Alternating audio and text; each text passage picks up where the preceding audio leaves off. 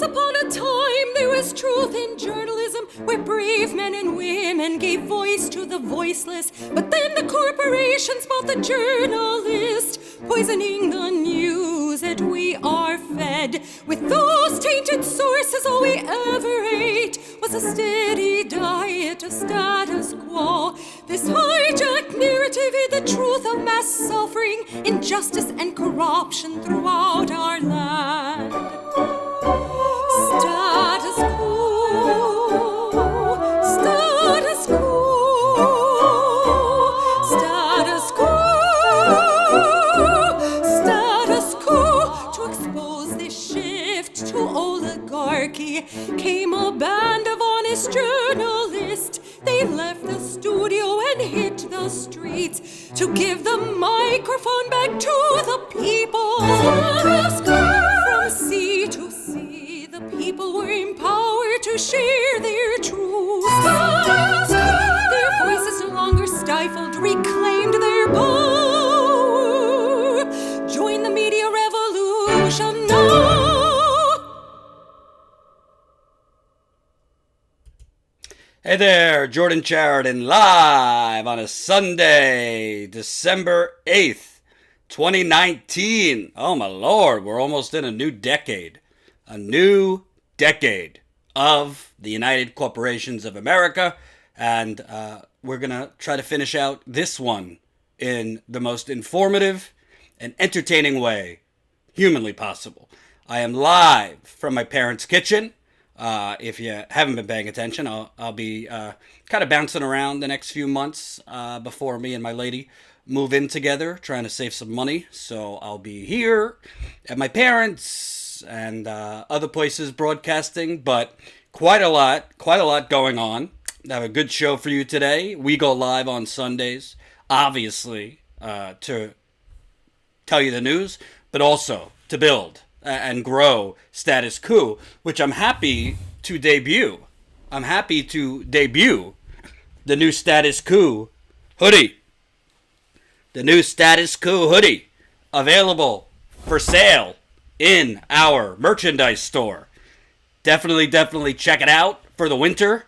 We would love to see more people rocking our swag from colder areas, but you could also wear it in warmer areas too. Go to our newly designed, we're working on making some tweaks to our website. Go to our newly designed website right there. A little bit of a cleaner look, I would say. We're still making some changes as we go, but you could go to statuscoup.com right now. Definitely looking, I think, a little bit better. If you haven't entered your email, you can enter your email right there to join our email list. Very important.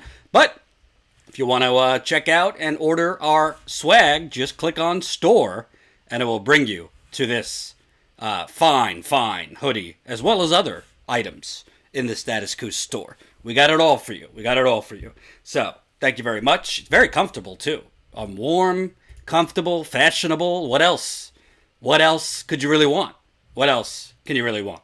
Looks better? Yes, that's what we're going for. It's not done. We got a lot more to do with the website, but it is looking better, so that's definitely important. We got over 200 people already are watching, but we need more. You know the drill. Press that like button. The more people that press like, the more people that will see the live stream. So we got 220 watching. We got 102 of you have pressed like. So if I could get over 100 more of you to press that like button, it would be so nice. So nice. Press that like button. It helps. Big deal. Also, you might have gotten a text alert for this live stream. We're trying very much to think of ways to get around the whole YouTube suppression, and YouTube, we'll get into YouTube in a bit, but we are growing our text system. So if you're not on our text alert system yet, all you got to do, type like you would be texting a new person, click on that, then you type in 474747 and enter Coup, C-O-U-P, to get join our text alerts, and you'll get a text alert, which in a lot of cases people aren't getting most cases, people aren't getting notifications on YouTube when we're live, but you get the text alert so you could come watch us. It is not cheap for us. Jen could explain it better than I, but having every time we send a text, it costs us quite a few pennies. So make it worth our while and join. Please go text Coup. Go text 474747 and type in Coup. Follow us at Status Coup on the Twitter. We just passed 11,000 followers there, so that's exciting. Also, and this might be very, very important, hopefully not, but starting even this week, follow us on Twitch. That's twitch.tv/Status Coup. We're live on Twitch right now. In 2 days, if you don't know, in 2 days, YouTube begins its new terms of service, December 10th, for commercial viability, meaning YouTube, at its sole discretion, has the ability to purge channels that they deem not commercially viable.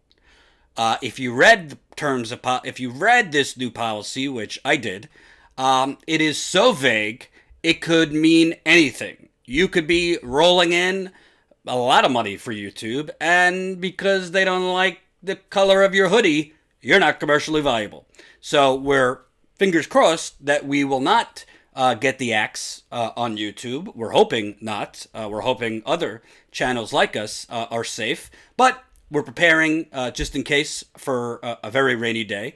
So definitely follow us on Twitch, because we're trying to build on other platforms in the event that we are not able to go on YouTube. So it's as simple as joining Twitch. Go to Twitch. You might not normally use it, but all you got to do is sign up and then follow us at twitch.tv/Status Coup. So far, we're finding we're not having as many. We're not being suppressed as much there, so that's good. And go to our updated website and join our email list. All you got to do, statuscoup.com. Go there, and you'll see right there on the right side a section for you to enter your email. That's another great way for us to grow. So I was in London for about a week and had a lovely, lovely time. We've been posting videos from my reporting there. I was on vacation, but I did find time to cover a protest and interview some folks. So we'll play some of those today. We're going to get into as the Pete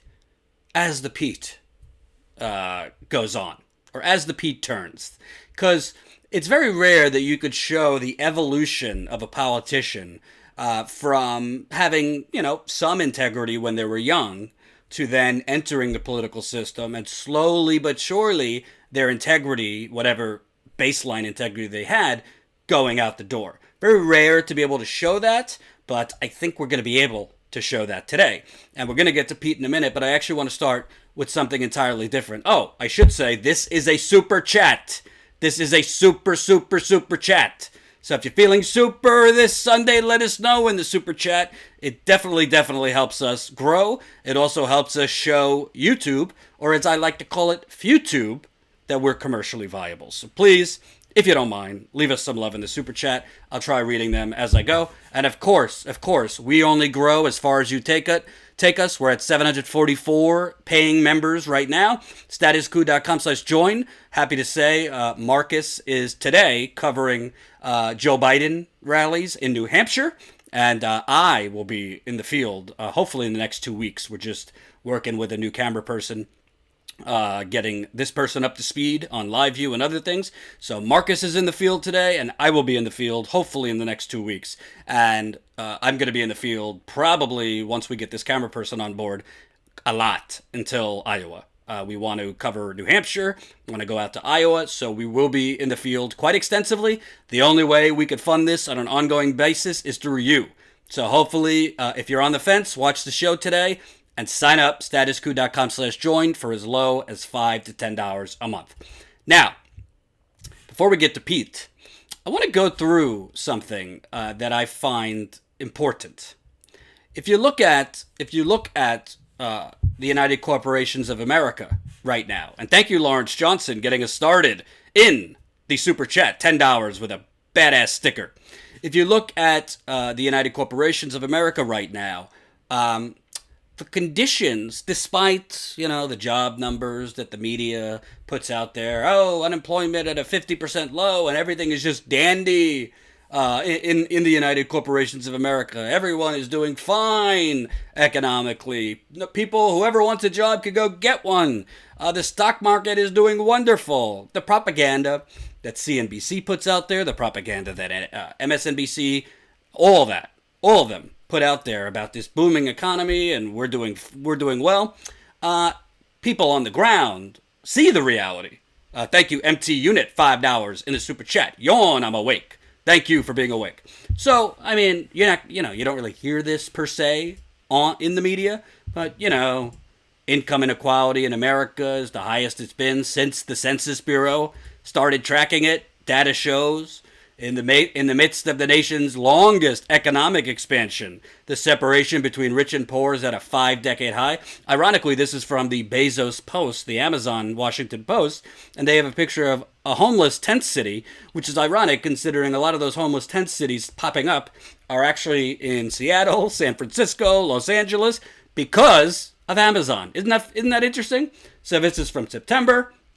Income inequality in the U.S. has hit its highest levels since the Census Bureau started tracking it in more than 5 decades. The gulf is starkest in wealthy regions along both coasts, such as New York, Connecticut, California, Washington, D.C., as well as in areas with widespread poverty like Puerto Rico, Louisiana. Equality was highest in Utah, Alaska, and Iowa. That's interesting. And while the nation's in the midst of the longest economic expansion, 9 states saw spikes in inequality from 2017 to 2018. You got Alabama, which still has the starvation federal minimum wage, $7.25 an hour. Arkansas, California, Kansas, Nebraska, New Hampshire, New Mexico, Texas, and Virginia. Here's this article if you want to read it. I'll put it in the super chat for you. So, they keep talking about this booming economy. We have a booming economy. And economic expansion, they say. Thank you, Nicolette Langdon, $10 in the super chat. Really appreciate it. However, with all this expansion, who exactly is the economy expanding for? That's what you have to ask. Who is the economy expanding for? Is it expanded for you? Paulini, hey Jordan, just joining in. Loved your work in London with emphasis on NHS, UK health system, and the stark failure of the US healthcare system. I'm going to play some of those interviews today, give you my thoughts. So thank you for the kind words, and thank you to my girlfriend, who I don't know if she's watching, but she was my camera woman in London, and it was really eye-opening for me to cover that rally. So I'll have thoughts on that in a bit. Edwin Dooning, $5 in the super chat. I'm seeing reports that the International Brotherhood of Electrical Workers, Local 1634 of Liberty, Iowa, is endorsing Bernie. I know a union endorsed him yesterday. I don't remember which one, but that would be great if they do. And we're going to get to Bernie, don't you worry. So we have the income inequality, right? Then you have basically, this is from last year, but has much changed. It's probably gotten worse. Common dreams. More evidence that half of Americans are in or near poverty. Deniers like Nikki Haley refuse to admit that mass poverty exists in the prosperous nation of America. That would reflect poorly on their capitalist beliefs, but if the skeptics would look at the half of America they don't care to see, the stark display of destitution might shock them. The U.S. poverty rate in 2016 was between 12.7 and 14%, but the poverty threshold is based on the outmoded formula from the 1960s. According to the Congressional Research Service, the threshold should be 3 times higher today, and it could be even higher if the true nature of poverty is considered. And look at this. Wealth is non-existent for the bottom 50%. Census data in 2011 showed that nearly half of Americans were in poverty or considered low income. Since then, average wealth for the poorest 50% has plummeted 27.5%, and average wealth for the poorest 40% virtually zero. This is probably registering with many of you because you're all, not all, but a lot of you are in this boat. Poorest 50% are barely sustained by their incomes. Expenses surging. Retirement? Nah. Then you have recent articles. U.S. life expectancy, the richest country in the world. Well, there's something terribly wrong. Americans are dying young at alarming rates.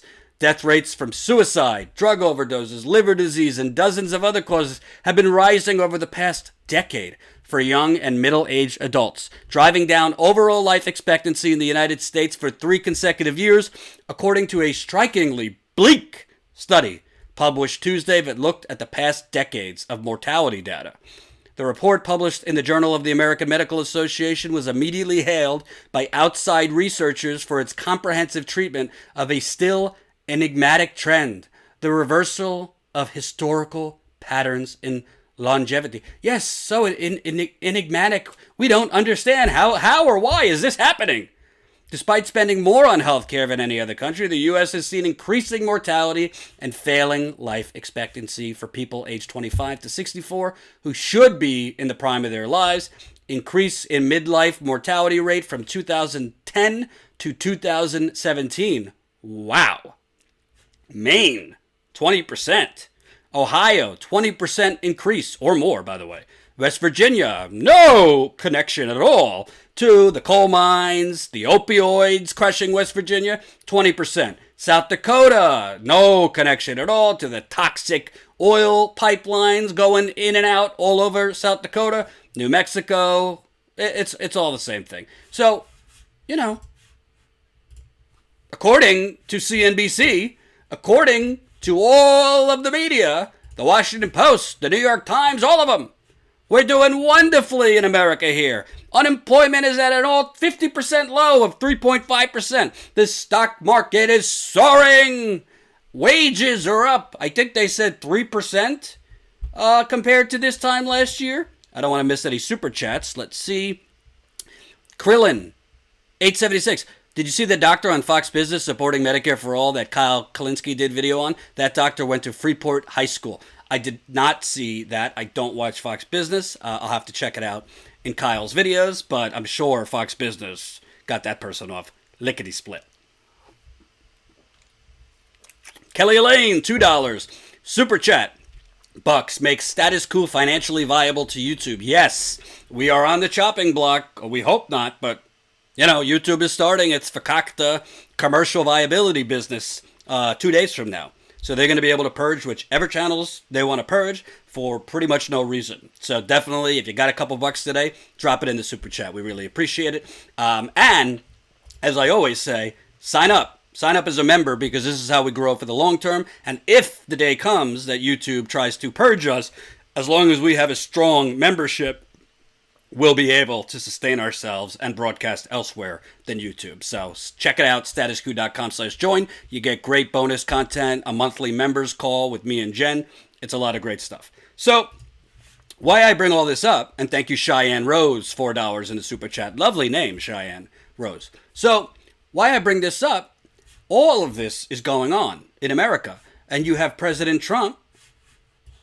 He's cutting 700,000 people. 700,000 Americans are going to lose their food stamps because of Trump and the Trump administration. This is just from this week. Trump administration Wednesday formalized work requirements for recipients of food stamps, a move that will cause hundreds of thousands of people to lose access to the SNAP program of food stamps. Agricultural Secretary Sonny Perdue and Brandon Lips, the Deputy Undersecretary for the USDA's Food, Nutrition, and Consumer Services, spent about 18 minutes, on a call with reporters. Quote, "We're taking action to reform," what a reform, "our SNAP program in order to restore the dignity of work to a sizable segment of our population and be respectful of the taxpayers who fund the program." Yes, we just care about these taxpayers who fund the program. We don't care about the taxpayers when we take their money. We steal the poor people. We steal the middle class's money to pay for the tax cuts for our wealthy donors, to pay for the tax cuts for Amazon and Goldman Sachs and Pfizer and Raytheon. We're not worried about the tax cuts when middle class and poor people have to pay, because those tax cuts don't pay for themselves, unlike the Republicans say. We're paying for them, us.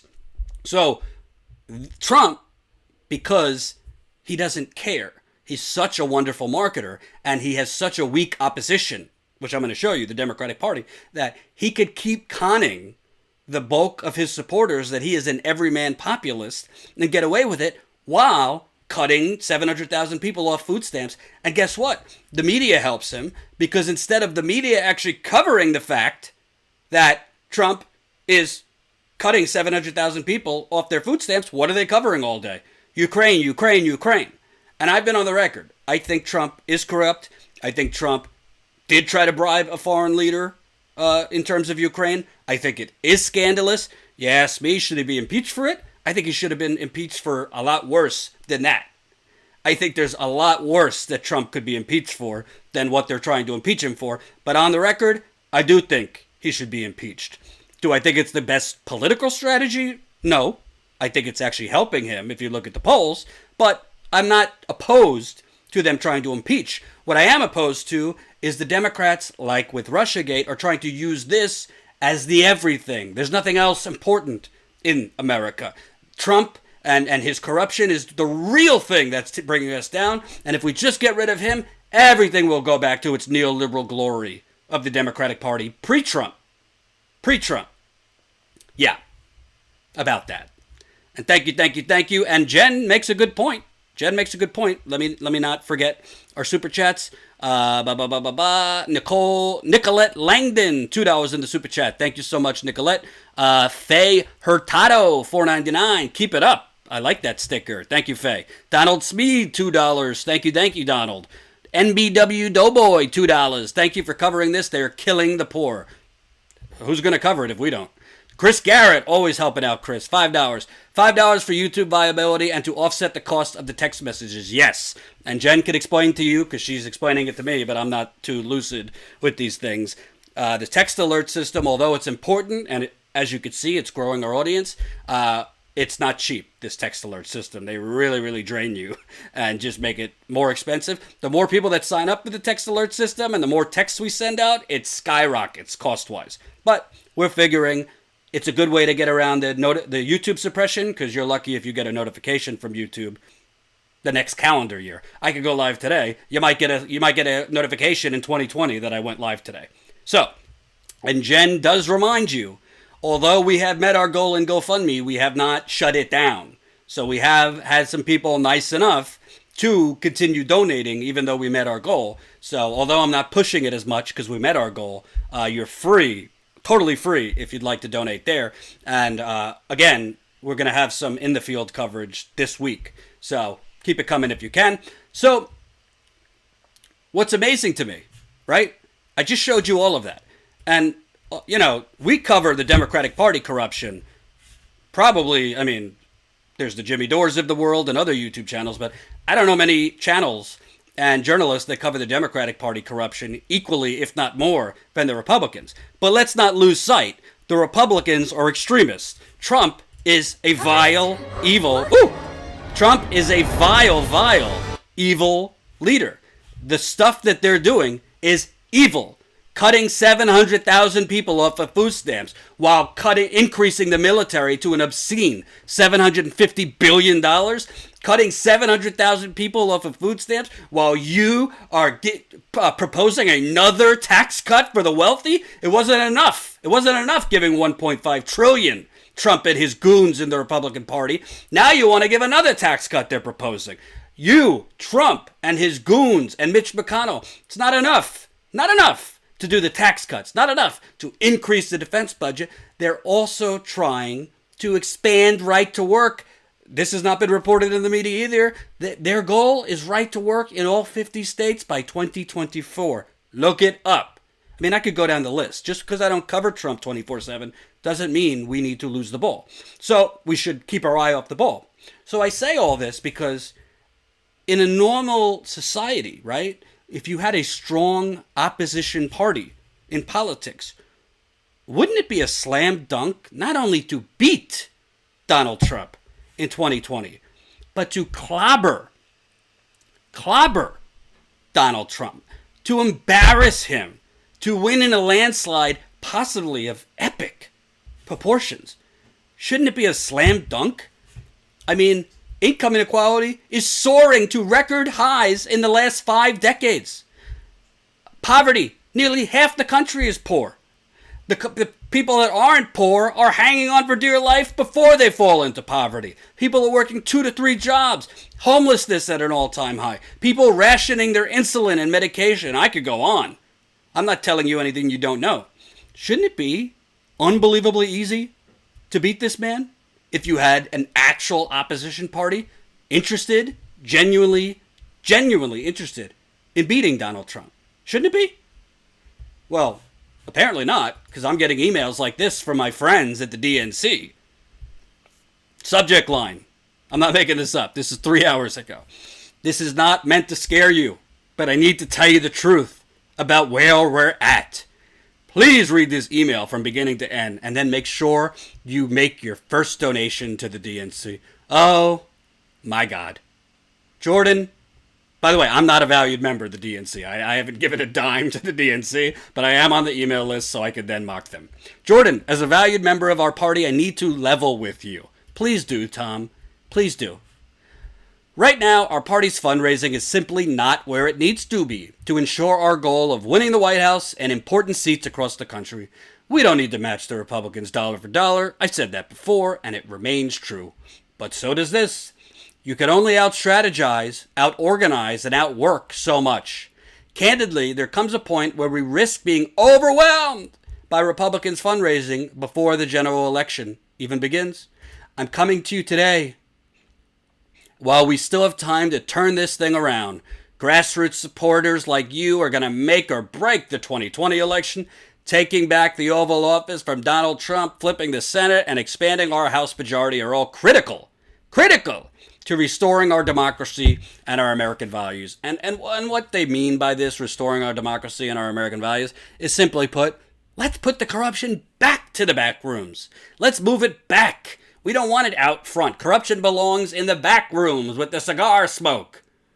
We must be able to support our candidates and fund the programs that will get us across the finish line. Will you make a $7 donation? We cannot reward Trump's dangerous, immoral, and frankly embarrassing behavior with another 4 years. The DNC is the only party committee dedicated to electing Democrats at all levels. All right, that's enough. I don't want to make you vomit. So, why I read all this to you? And I'm not like breaking news to you necessarily. I'm not breaking news to you. But why I'm reading all this to you, because it's very important. Thank you, Jazit Smith, $2 in the super chat. Keep the super chats coming. Thank you, Silver Surfer, $10 in the super chat. Life expectancy is also down because of death by despair, climate change anxiety, depression, and increased disease spread, economic uncertainty, hunger. 100%. 100%.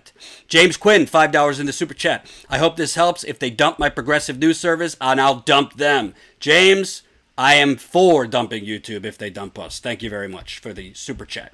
And remember, we're almost at 500 viewers. We got 277 of you have pressed that like button. If you can be so kind, there's a thumbs up button right under the video. Press that thumbs up button because that helps, for whatever reason. The more likes you have on a live stream or a video, it pumps it into other viewers who don't see the live stream. It pumps it into their feed a lot more. So if we can get 250 more of you to press that like button, makes a big difference. So the reason I'm bringing up all of this is if you have times like this where income inequality is soaring, you have poverty soaring, you have homelessness soaring, you have medical rationing soaring, all of this. Not to mention, you have look at the last decade, 2010, 2011, Occupy Wall Street, 2015, 2016, Bernie Sanders awakens a sleeping giant that is the progressive movement. 2018, that continues in terms of more people coming out to vote, particularly young people. And now Bernie Sanders, I think they're at 1.5 million volunteers. I think they've close to 4 million total donations. The progressive movement is alive and well and surging. The labor movement is awake for the first time, maybe since the 1980s. So all of this, you would think the Democratic Party candidates should be crushing Donald Trump, absolutely crushing him. But if you look at the New York Times story from a few weeks ago, Biden, even in Michigan, have to win Michigan back. Pennsylvania, he's up 3, margin of error. Wisconsin, he's up 3, margin of error. Florida, up 2, margin of error. Arizona, up 5. North Carolina losing to Trump. And by the way, Hillary Clinton, head-to-head versus Trump, her numbers were better than this, and she still lost. Bernie, who either doesn't get any media coverage, or the media coverage he does get is how terrible he is, how he'll get crushed in the general election. Bernie, +2, margin of error. +1, essentially a tie. +2, margin of error. Losing by 1.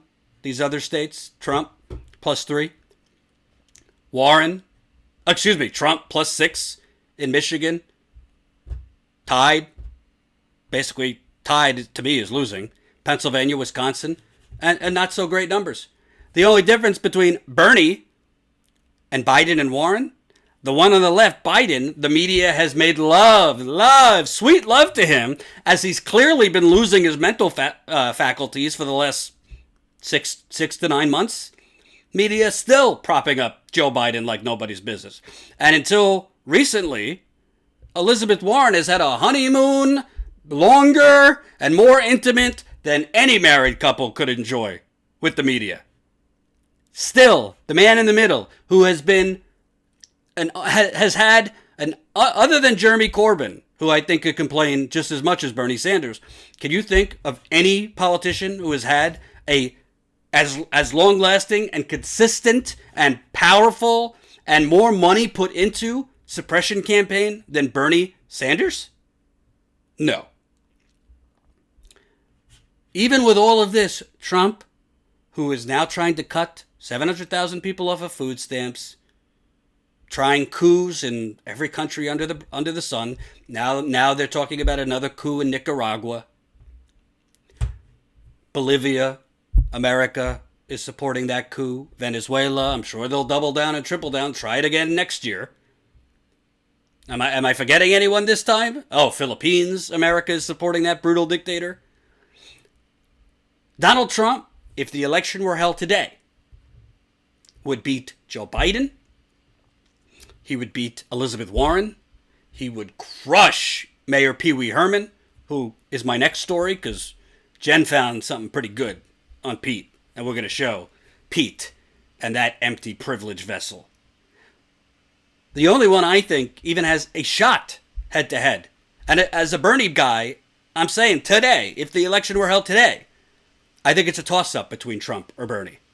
I think with more time, Bernie will crush him. But if the election were held today, it's a toss-up. I'm just being honest. So, why is it that the Democratic Party is not crushing this guy? Why is it that the Democratic Party is sending you emails with subject lines, I don't mean to scare you, but we're broke, we're poor, please give us money? Why is it that Mayor Pete won't open up his fundraisers? Why? Because like the fossil fuel companies, who are just literally, they are scavengering to make this one final last stand. They are what's the phrase? Staking their flag one last time. They know it's inevitable. Wind, solar, renewable. It's not if, it's when fossil fuels are put out of business. So is the Democratic Party also staking its final stand. From Joe Biden to Nancy Pelosi to Chuck Schumer to Dick Durbin to Tom Perez to Neera Tanden to the Center for Phony American Progress, to all of them. They understand it's not if, it's when. They are like Game of Thrones. They're in the castle. They see the army coming, us. And they are just hanging on for dear life. And they would rather risk losing to Donald Trump and giving him another 4 years than finally closing the door on the banks, on the fossil fuel companies, on the defense contractors, on the pharmaceutical companies, on Silicon Valley.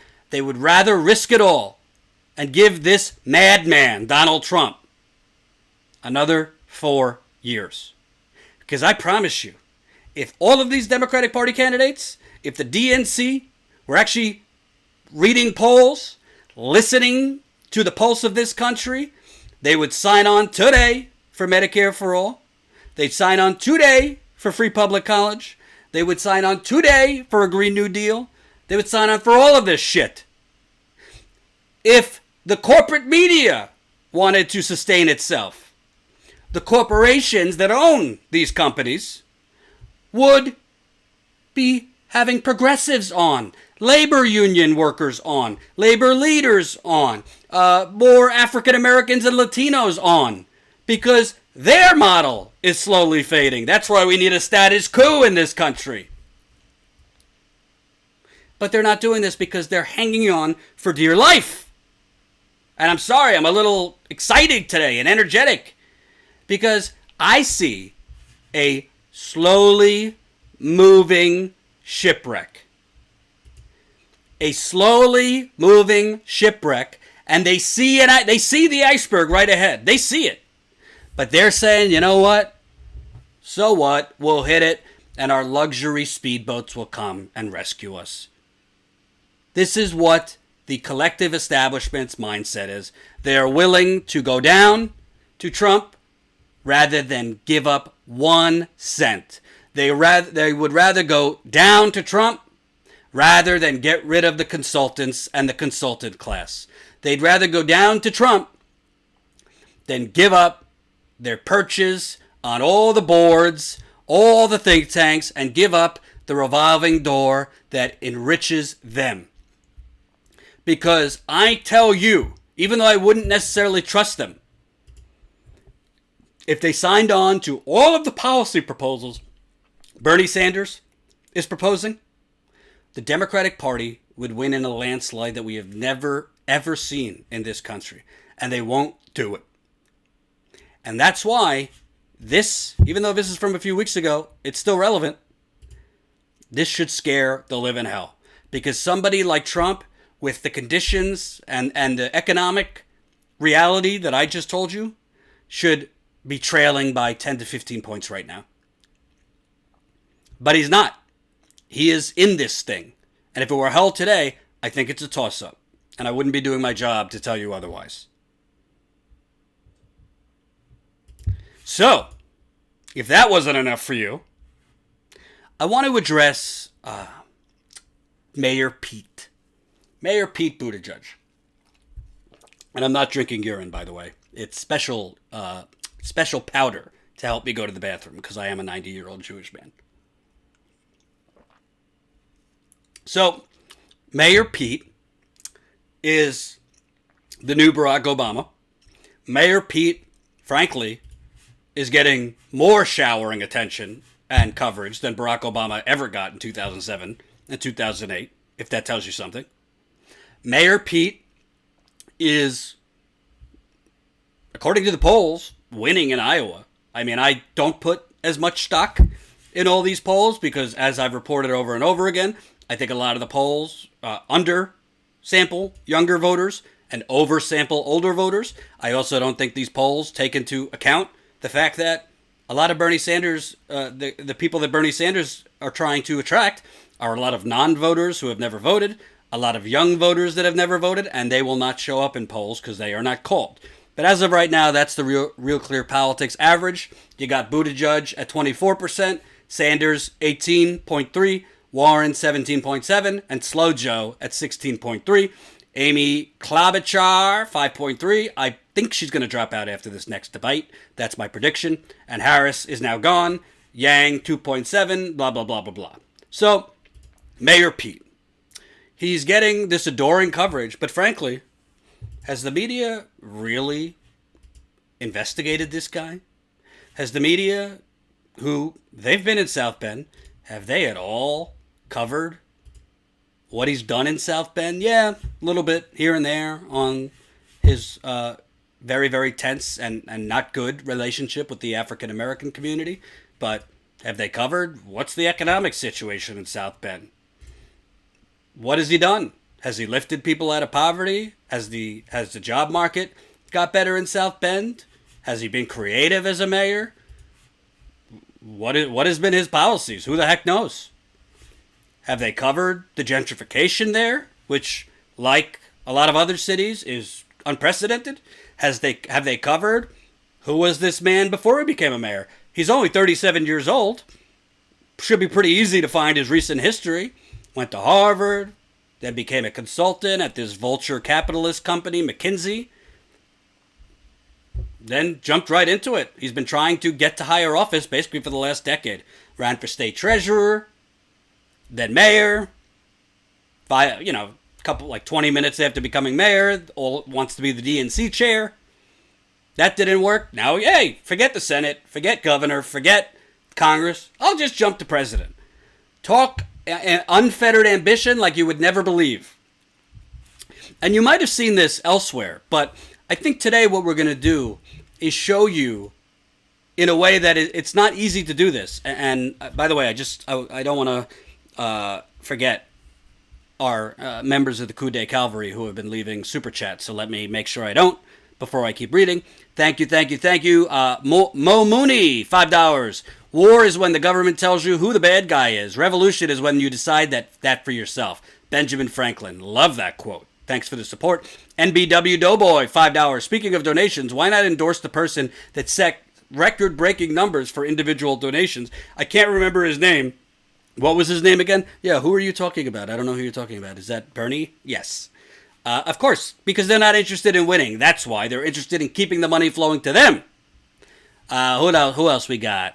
PJ Coin, 20 euros in the super chat. Is Biden's comments of, quote, I may be Irish, but I'm not stupid, just another gaffe because it's not going down well here? And did Bernie get the Teamsters endorsement? Keep up the good work. You're a mighty man. I don't think he got the Teamsters endorsement yet, but he did just speak to the Teamsters. I would expect him to get the Teamsters. I mean, the Teamsters is a little corrupt themselves, but that's neither here or there. So, Faye Hurtado, $9.99 in the super chat. Trump is quietly trying a coup in Mexico, too. The Culiacan and Sonora incidents linked to taking over lithium and oil in Cuenca de Burgos. I had no idea about any of that. We'll have to look into that. Thank you very much. Just making sure. Okay. Donald Speed, $2. You need psyllium husk organic flakes in your life. Email me, info@statuscoup. Send me the information. Keep the super chats coming. So, you might have seen this already, but if you haven't, I'm going to read to you just a part of Pete Buttigieg's award-winning college essay. Yes, his college essay from John F. Kennedy Harvard School. This is the prestigious political affairs school in Harvard. Pete Buttigieg's college essay. Wait a minute. I don't know if this was his high school essay, excuse me. So even further back, when he had principles, when he had some integrity. The title, Bernie Sanders. I'm not reading the whole thing, but I'll put it in the super chat so you can read along. So this is who Pete Buttigieg was 19 years ago. So almost 2 decades ago. Here is who Pete Buttigieg was before he was corrupted. In this new century, there are a daunting number of important issues which are to be confronted if we are going to progress as a nation. Each must be addressed thoroughly and energetically. But in order to accomplish the collective goals of our society, we must first address how we deal with issues. We must re-examine the psychological and political climate of American politics. Ooh, this guy sounds smart. As it stands, our future is at risk due to a troubling tendency towards cynicism among voters and elected officials. The successful resolution of every issue before us depends on the fundamental question of public integrity. Ooh, this guy sounds visionary almost. A new attitude has swept American politics. Candidates have discovered that it's easier to be elected by not offending anyone rather than by impressing voters. Politicians are rushing for the center, careful not to stick their necks out on issues. Most Democrats shy away from the word liberal like a horrid accusation. Republican presidential hopeful George W. Bush uses the centrist rhetoric of compassionate conservatism, while Pat Buchanan, once considered a mainstream Republican, has been driven off the ideological edge of the Republican Party.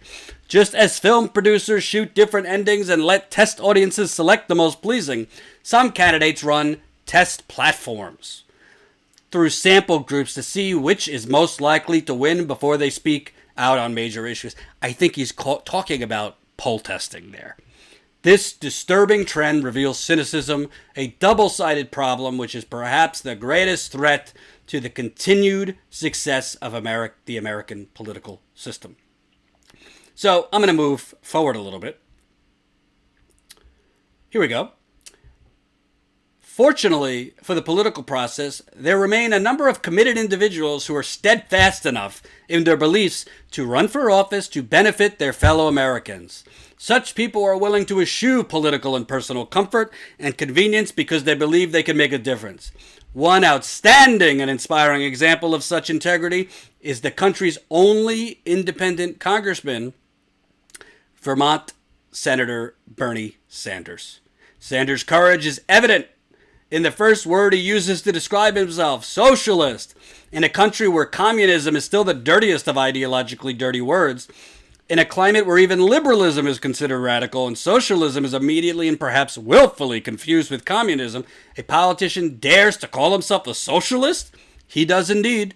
Here is someone who has looked into his own soul and expressed an ideology, the endorsement of which in today's political atmosphere is analogous to a self-inflicted gunshot wound. Even though he has lived through a time in which an admitted socialist could not act in a film, let alone hold a congressional seat, Sanders is not afraid to be candid about his political persuasion. After numerous political defeats in his traditionally Republican state, Sanders won the office of mayor in Burlington by 10 votes. Skipping around. While impressive, Sanders' candor does not itself represent political courage. The nation is teeming with outspoken radicals in one form or other. Most are sooner called crazy than courageous. It is the second half of Sanders' political role that puts the first half into perspective. He is a powerful force for conciliation and bipartisanship on Capitol Hill. In Profiles in Courage, John F. Kennedy wrote that we should not be too hasty in condemning all compromise as bad morals. For politics and legislation are not matters for inflexible principles or unattainable ideals. It may seem strange that someone so steadfast in his principles has a reputation as a peacemaker between divided forces in Washington, but this is what makes Sanders truly remarkable. He represents President Kennedy's ideals of compromise of issues, not of principles. Sanders has used his unique position as the lone independent to help Democrats and Republicans force hearings on the internal structure of the International Monetary Fund, which he sees as excessive, powerful, and unaccountable. He also succeeded in quietly persuading reluctant Republicans and President Clinton to ban the import of products made by underage workers. Sanders drew some criticism from the far left when he chose to grudgingly endorse President Clinton's bids for election and re-election as president. Sanders explained that while he disagreed with many of Clinton's centrist policies, he felt that he was the best option for America's working class. Man, this guy was an admirer of that commie socialist Bernie. Sanders' positions on many difficult ideas are commendable, but his real impact has been as a reaction to the cynical climate which threatens the effectiveness of the democratic system. His energy, candor, conviction, and ability to bring people together stand against the current of opportunism, moral compromise, and partisanship which runs rampant on the American political scene. Above all, I commend Bernie Sanders for giving me an answer to those who say American young people see politics as a cesspool of corruption beyond redemption. I have heard that no sensible young person today would want to give his or her life to public service. I could personally assure you this is untrue. First of all, I have no idea why Bernie Sanders' campaign is not thanking Pete Buttigieg for his endorsement. Why has Bernie Sanders' campaign not brought this up? He better bring it up in the next debate. He better. Bernie, what are you doing? What are you doing? Eric Rich, $1.99. Nancy Pelosi is Speaker. Democratic Party is dead. Thank you. So, and keep the super chats coming if you can. Also, we got almost 600 people watching. 400 likes. 200 more likes will get us more viewers. Smash that like button if you haven't. Makes a big difference. So, what's kind of remarkable to me is Pete Buttigieg, 20 years ago, like a lot of politicians who were in high school at one time, Pete Buttigieg seemed to have some vision. Pete Buttigieg seemed to think a little bit outside of the establishment corporate box. Pete Buttigieg respected and admired somebody like Bernie Sanders, who had some principles, stood for the working man, but still could broker some bipartisan support. Remember, although the media says he's never done anything, Bernie Sanders is the amendment king. He's gotten more amendments than anyone through. Bernie Sanders is the one that got the War Powers Act, with the help of Congressman Ro Khanna, enacted for the first time in American history to stop America from helping Saudi Arabia commit genocide in Yemen. Bernie Sanders, not even through the Senate, just by his movement and sheer force. By the way, when he had a bad heart, got the richest man in the world, Jeff Bezos, to pay his workers, I don't think $15 is enough, but at least $15 an hour. Thank you very much. Mr. Methuselah, $20. Thanks for shoving it, you know where, up the establishment. Always. Always. So, this was 2000. And I wish I had a graphic to go through the years, but you'll just have to deal. So this was 2000. So, okay, he's in high school. You figure he goes to college. I don't know what the years were, but sometime between 2001 and 2005, he's in college. Okay. Leaves college, goes to work for McKinsey. Private, vulture, capitalist company. All the consultants in the world, people go to Harvard, Stanford, Yale, all of these universities, and they're spit out and they go to McKinsey, in addition to other terrible places. And what does McKinsey do? It consults brutal dictators from other countries, military operations, chemical companies that poison you and your loved ones. This is what they do. No, I do not live with my parents. I'm here temporarily. I actually was living in New York City, Joan Miller, until about 3 weeks ago. But I'm moving in with my girlfriend in a few weeks. So I wanted to temporarily come back to mom and dad's house so I could save some money. I'm not making a ton of money in the startup life. So that's why I'm temporarily at my parents'. But I will be moving in with my lady.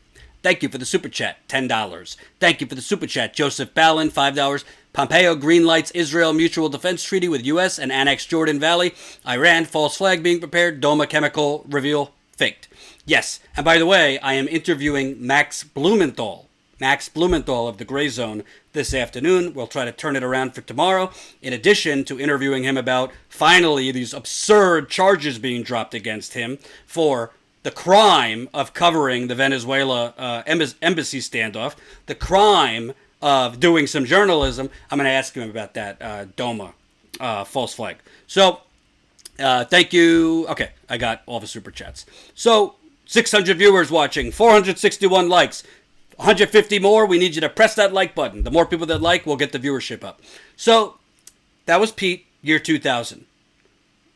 Let's move to year 2010. And Jen found this, so props to her.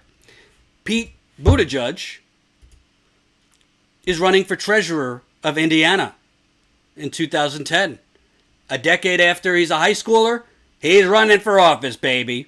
And the person who dreamed big, loved Bernie Sanders a decade later, seems like he's staying consistent. Treasurer candidate says no to bank donations. The likely Democratic nominee for state treasurer says he won't accept campaign donations from bank political action committees. Pete Buttigieg said Wednesday it is a conflict of interest for the state's chief investment officer to take campaign donations from bank PACs since the treasurer decides which banks hold the state's money. I couldn't agree more with Pete Buttigieg, year 2010. Quote, Hoosiers should never have to wonder whether decisions made in the treasurer's office about where to place their money are affected by campaign contributions. And when I am state treasurer, they won't, Buttigieg said. The treasurer manages more than $7 billion in state assets and investments. Besides refusing donations from bank PACs, Buttigieg said he will only accept donations made by bank employees up to $2,300, the maximum individual donation allowed in a federal race. If elected, he said he will work with state legislators to enact a ban on donations by bank PACs to future treasurer candidates. Quote, If a bank gives money and then gets state business, it could create the appearance of a pay-to-play situation, he said. Until we could pass this long overdue reform, I am going to lead by example and hold myself to this standard.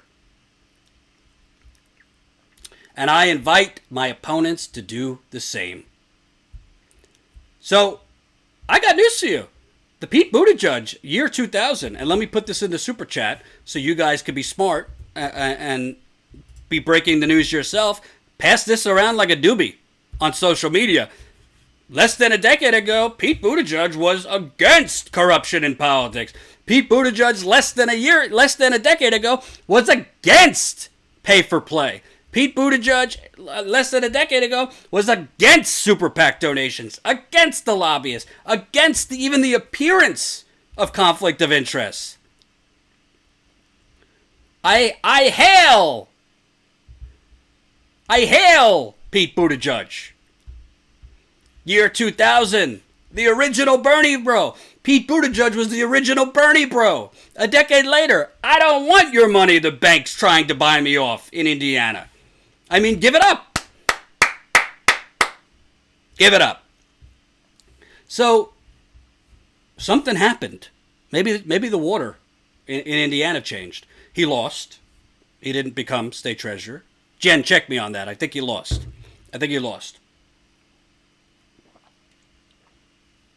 I don't think he won that state treasurer's race. But then, 2 years later, he becomes mayor of little old South Bend, Indiana. And it seems that, and again, it's very rare that you could slowly but methodically show the evolution, or as the headline of this video says, a tale of dwindling integrity. This is a tale of dwindling integrity. You go from being a Bernie bro in the year 2000, you go in 2010 to having a little bit of integrity, till you got the CIA got down. I love it. So, then you have, and this is going around Twitter today, it's not new, but he's mayor, and right after the Eric Garner murder, where police assassinated African-American Eric Garner, the South Bend Police Department, they thought it would be, good fashion for the winter to make Breathe Easy, Don't Break the Law shirts. Pete Buttigieg was the mayor at this time. Just breathe easy. This whole I can't breathe thing, you'll be able to breathe fine. Just don't break the law. Well, the South Bend Common Council members are asking the Mishawaka police officer Jason Barthel stop selling t-shirts with the message "Breathe Easy, Don't Break the Law" in response to protests over the death of Eric Garner. Unfortunately, the divisive message that being currently promoted through the sale of t-shirts bearing this message damages the goal of unity and further divides our community, Oliver Davis said. The message also puts our trusted and brave officers in harm's way. Well, what did the mayor have to say about this? Mayor Buttigieg, for his part, avoided taking sides. Wow.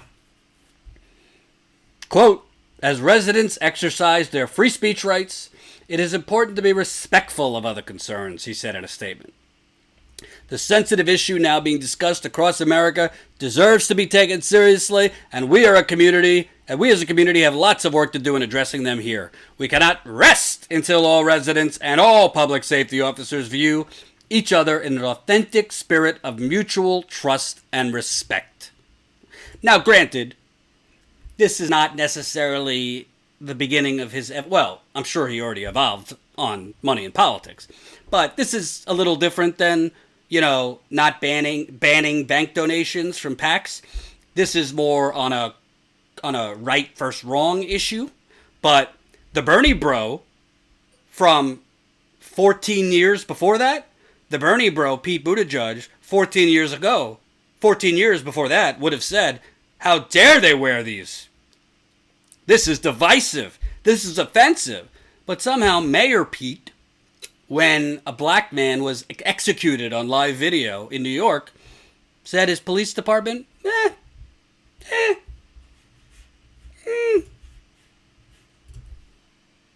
I'm neither here or there on the issue.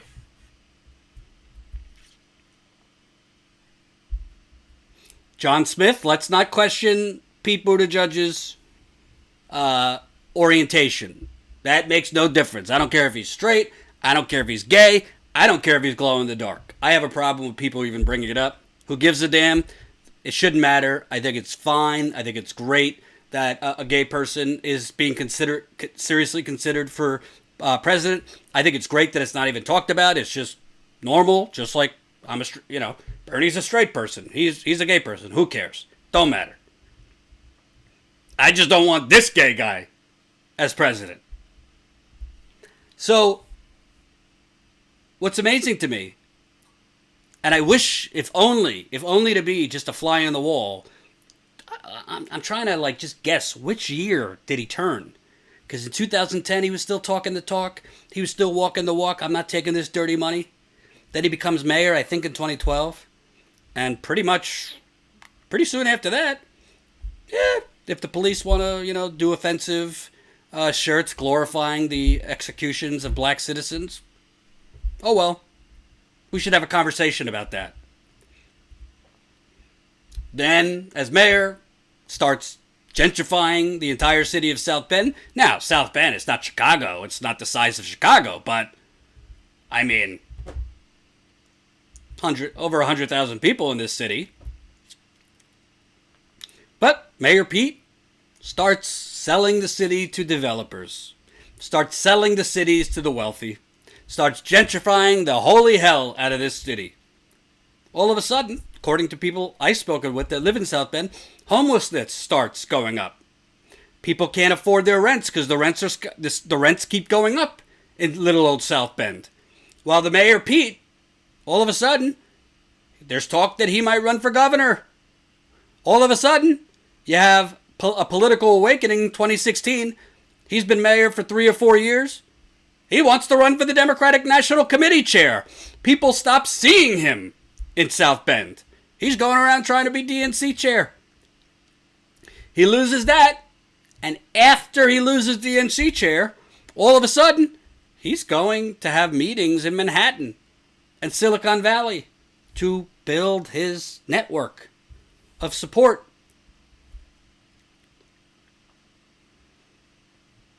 And the evolution of Pete Buttigieg, we find ourselves almost 20 years after that Bernie bro wrote that wonderful high school essay extolling the virtues of Bernie Sanders, extolling the virtues of somebody who actually listens to the population, somebody who actually is representing the proletariat, somebody who is actually less divisive, somebody who is not just putting out poll-tested crap, somebody who actually has a little conviction.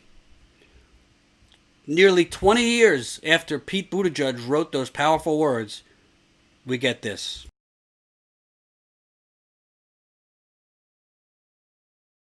Earlier today you said you were open to having a conversation about opening your fundraisers, and that's a question that reporters have been asking for months now, so I'm wondering, when do you expect to actually have that conversation and give an answer on that? Again, I don't have a timeline for you. As the candidate, can't you just direct your campaign to open those fundraisers? What's that? As the candidate, can't you just direct your campaign to open those fundraisers? Yes. And why haven't you done so? What's that? Why haven't you done so yet? There are a lot of considerations, and I'm thinking about it. Last question. Can you give us an example of those considerations? No. Thank you. Thank you. Good night, Mayor. Thanks. Mayor, earlier today you Well then, can you give us an example? Can you give us an example maybe of those considerations? I mean, honestly, guys, this is just too good. It's just too good. I gotta play it again. I gotta play that one more time.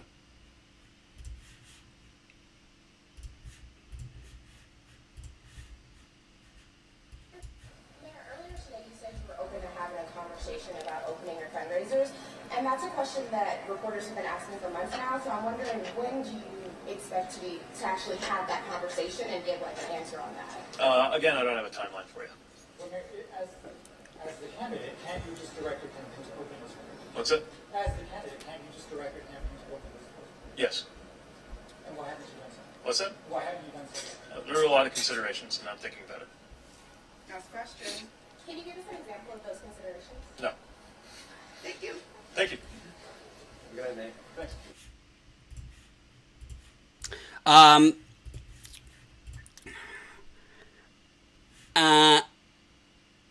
So, yeah. Could you guys hear that? Do I need to play it again and pump up the volume a little bit? So, what's incredible to me about that? And thank you, Biscus, $5 in the super chat. Good to see your streams after a long work week. Happy holidays, Jordan. Thank you very much, and happy holidays to you and your loved ones. And we're going strong. We're going strong into the holiday season. And by the way, for the 637 of you watching right now, I can't think of a better stocking stuffer, or if you're celebrating Hanukkah, something to that equivalent, than a Status Coup membership for you and your loved ones. Seriously. statuscoup.com/join. Our goal is 1,000 members by the end of this year. We are not there yet, but we're trying to get there. We got Marcus out in the field today covering Joe Biden in New Hampshire. It looks like I will be out in the field in the next 2 weeks. We are this week, we're meeting with a new person who's going to do some camera work for us. Once we get that person up to speed, I will be heading up to New Hampshire, and then we're definitely going to get on the ground in Iowa. We definitely need to be on the ground and cover these campaigns. And I think some of the things I'm talking about today, I think we need to get in front of Mayor Pete. Don't you think? I think we need to get in front of Joe Biden. Don't you think? I think we need to get in front of Elizabeth Warren. Don't you think? So we're going to get in the field. You joining us as a paying member for as low as $5 to $10 a month, that's how we grow. Make it happen. Help us out. Support us. statuscoup.com/join. Raphael, $5 in the super chat. Did you guys notice Mayo Milk Toast even dresses like Obama did? I did not notice that, but thank you. So what's amazing to me, before we get into how spineless and full of shit he is, everyone's very focused on Bernie Sanders' heart. Is anyone going to focus on? Apparently, Mayor Pete has a hearing problem. Mayor Pete apparently has a hearing problem. If you ask him a question about his corruption, he can't hear you. If you ask him a question about why are you not being transparent, he can't hear. Wait, what's that? What's that? You ask why I'm full of shit? What's that? You ask why I won't allow you in to show the caviar and champagne flowing at my private fundraisers? What's that? Jordan, will you be covering Bernie in South Carolina? Apotheosis. I'm trying, but we need more money. Join us, statuscoup.com. I would love to go everywhere, but we gotta grow. I don't have the budget I had at the Young Turks to go everywhere. So we're definitely going to Iowa. We're definitely going to New Hampshire. Would love to go to South Carolina. We're definitely going to be in Nevada. That's where Marcus is based, and we're definitely, hopefully going to be in California. So yes, keep it coming. statuscoup.com/join. If we can get our membership up to 1,000 by the end of this year, I think we will not have a problem covering the campaign consistently. But we got to get up to 1,000. So Mayor Pete, not only can he not hear questions, he just doesn't hear you when you're asking him, why are you corrupt? But he says very simply, yeah, I could let press in. Has nothing to do with my campaign ads. I could let whoever I want in. Press? Yeah, sure. Yeah, we're talking about it. It's a debate. It's open to consideration. What are the considerations? Can you tell us what those considerations are? I gotta ask my donors. I gotta get their permission before I can speak on that. I mean, listen, Joe Biden is corrupt. Joe Biden is casual with that corruption. He doesn't care. He's proud of it. But you gotta be honest and give the man credit. He's comfortable in his corrupt skin. Joe Biden, credit to him, has allowed the press into his swanky fundraisers. That's how we know Joe Biden has been telling Wall Street bankers, your standard of living isn't going to change one iota under me. That's how we know. That's how we know that he's begging, basically bending over for rich people all over this country. He's doing more fundraisers than actual speeches and events. We know that because he's allowing the press in. Because Joe Biden's mentality is, yeah, I'm corrupt. But let's just make America sane again, and let's just have the corruption in the back room. Yeah, I'll let some reporters in, and I'll, let them quote me, but, it's fine. Credit to him. At least we get to see corruption. At least we know this is what he's promising these donors. Nothing. He's telling the donors, nothing's going to change. Let's just get Trump out, and we will get back to our first class tickets in this wonderful, wonderful reclining seat theater that is the United Corporations of America. Pete Buttigieg, he don't want to do that. Why is that? Because Pete Buttigieg, at his fundraisers, is probably having a lot more one-on-one conversations with these Wall Street fat cats that he doesn't have the 20 to 30 year relationship with that Joe Biden does. Joe Biden doesn't have to go for little breakout sessions to beg for extra money from the donors at his fundraisers because he's been begging for their money for 20 to 30 years. He's got the institutional begging down pat. Pete, for a lot of these fundraisers he's having, he's meeting these people for the first time. So not only does he have to do group groveling, not only does he have to do group begging, but I would bet my last bottom dollar that he has to, after he gives his speech on the next generation, he has to then go and have little one-on-one wine and cheese sessions with, imagine, these old women or men, with their fur jackets and their little chihuahua used as an accessory. I promise you that's what's going on at these fundraisers. You think he's going to let people in to see that?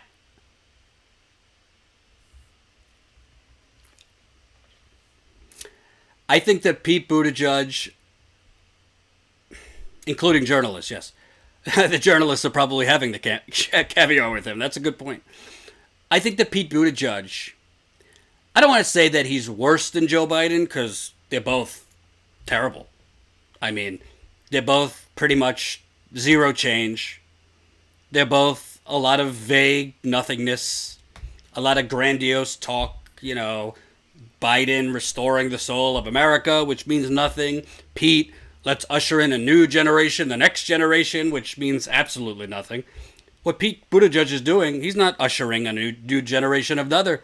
He's begging the old generation to get him in so he could keep things as they are. Keep the status quo. And I think Pete Buttigieg, he is a slippery, slimy little fucker. So thus far, the media has enabled him by not challenging him at all. I was stunned at the last debate. It was political malpractice that no one went after Pete Buttigieg. Kamala Harris was about to, and then she said, I actually can't go after Pete Buttigieg because we have the same fat cat donors, and I don't want to get my donors mad at me. And she's gone. I think Pete Buttigieg is going to be under serious fire in this next debate. I think he's going to be under serious fire. But to tell you the truth, Pete Buttigieg's objective is just to win Iowa. That's why he is heavily, heavily spending on television ads in Iowa, because he thinks that he could have a little bit of an Obama situation. I win Iowa. I got the wind at my sails. Yeah, I might not win New Hampshire, but maybe I come in a close second in New Hampshire off of my big win in Iowa. I'll have the media showering me with love. I'll have the donors doubling down on me, particularly if I win Iowa and Biden comes in third or fourth, which is very possible. This is what he's thinking. So, what's amazing to me about this, truly, a lot of these older people in Iowa, I don't think they give a damn that this guy is an empty vessel. And I don't think, frankly, they're at all aware of any of the things I've reported to you today. Next debate is the 19th, December 19th. So that would be, what is that, 2 weeks from now? No, about a week and a half away, the next debate. So I don't think the people of Iowa know a damn thing about Pete Buttigieg. I don't think the people of Iowa have any idea what a fraud this man is. The only way they're going to know is if Bernie Sanders starts cranking up the volume. He doesn't need to go guerrilla warfare on Pete, but he needs to drop an elbow or two. I think you're going to see Elizabeth Warren, whose campaign has been in free fall, go after Pete. I think you might even see Biden, if he could construct enough words together without stumbling all over the place. I think he might go after Pete. And I do think if Tulsi Gabbard makes the debate, I think she's one poll away, might have another Kamala Harris slay moment and slay the hell out of Pete Buttigieg, which would be a wonderful scene, if you ask me. I would rather Pete Buttigieg and this empty vessel, this empty privileged vessel, I'd rather him be surging now than surging the week before Iowa. But I will be very disappointed if Bernie Sanders does not lay a glove on Pete Buttigieg. I like Bernie's strategy. I like that they're trying to get new voters out. I like that they're trying to get a record number of young voters. But you're going to have to get some of these people who are right now buying this bullshit from Buttigieg. You will have to get some of those people over to you. And I promise you, I don't think Pete Buttigieg is going to win the Democratic nomination. But if he wins Iowa, that is a very bad sign. Because the media is going to double down, triple down on him if he wins Iowa, and they are going to prop him up and give him the oxygen he needs to possibly win New Hampshire or come in second. Bernie Sanders cannot afford that. So Jen, who's in the super chat, we've been texting, and Jen has made it her personal mission to dig up more dirt on Mayor Pete. And once we get this camera person signed on, I would like to go to South Bend, Indiana, and I'd like to show you and the rest of the world just who is Pete Buttigieg. Because, shockingly, CNN, MSNBC, Washington Post, New York Times, Associated Press, BuzzFeed, Daily Beast, all of them have been in South Bend, but none of them could manage to actually paint a portrait of what has this man done. What has he done economically? What has he done for minorities or done to minorities? What has this man done that qualifies him to run as dog catcher, much less the president of the United Corporations of America? So that's what we want to do. And that's what we're going to do. So, if you're not a member, if you want us in South Bend, if you want us on the campaign trail, we're not talking the talk, we're walking the walk. Sign up, statuscoup.com/join. Statuscoup.com/join. We've been around the country so far. We got a lot more places to go.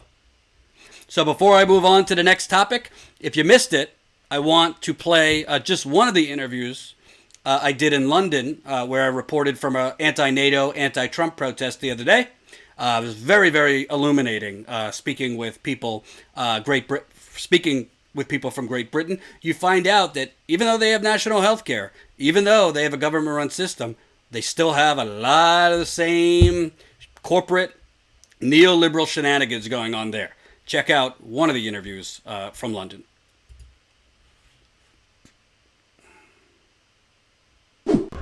Hey, I'm in Trafalgar Square here. We have another hands-off NHS sign.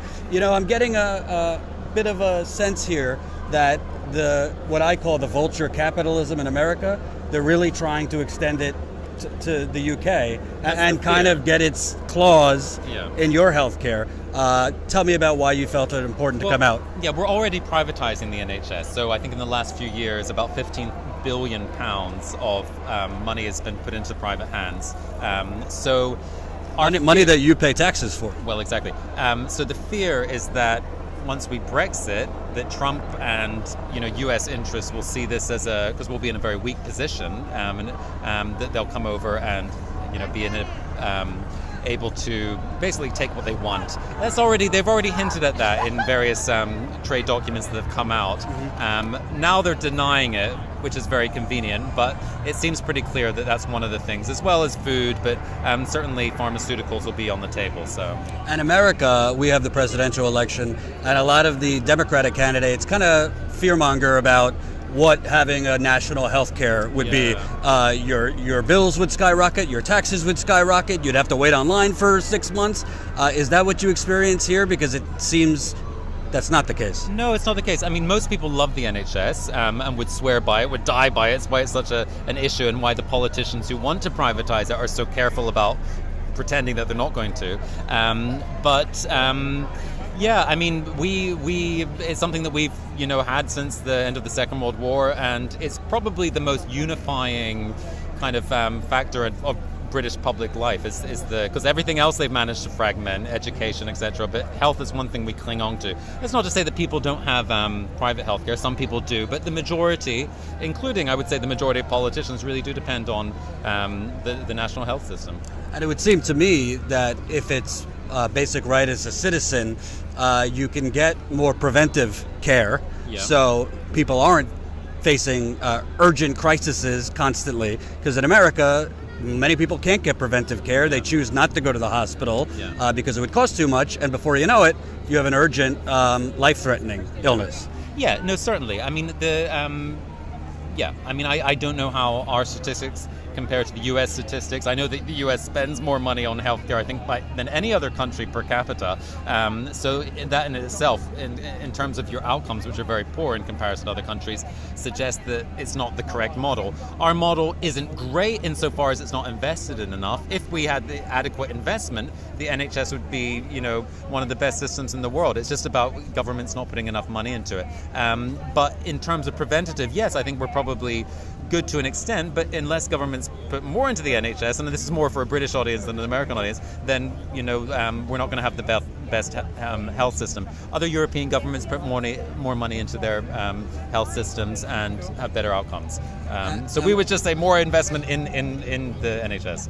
Well, if you look at it, like the Republican Party in America, a lot of the Democratic Party in America, it seems like the Tories here have no problem giving special favors to companies, wealthy donors, things like that, but they've been cutting the health care here. So they're giving favors and cuts, tax cuts and things like that to corporations. Then they de-invest in healthcare, and then they say, look, our public healthcare system doesn't work. Oh yeah, definitely. I mean, we've had this era of austerity since the 2010, since the Tory government came in. They introduced tax cuts, of course, for the wealthiest people in society, but everything else they've cut. I'm a teacher myself.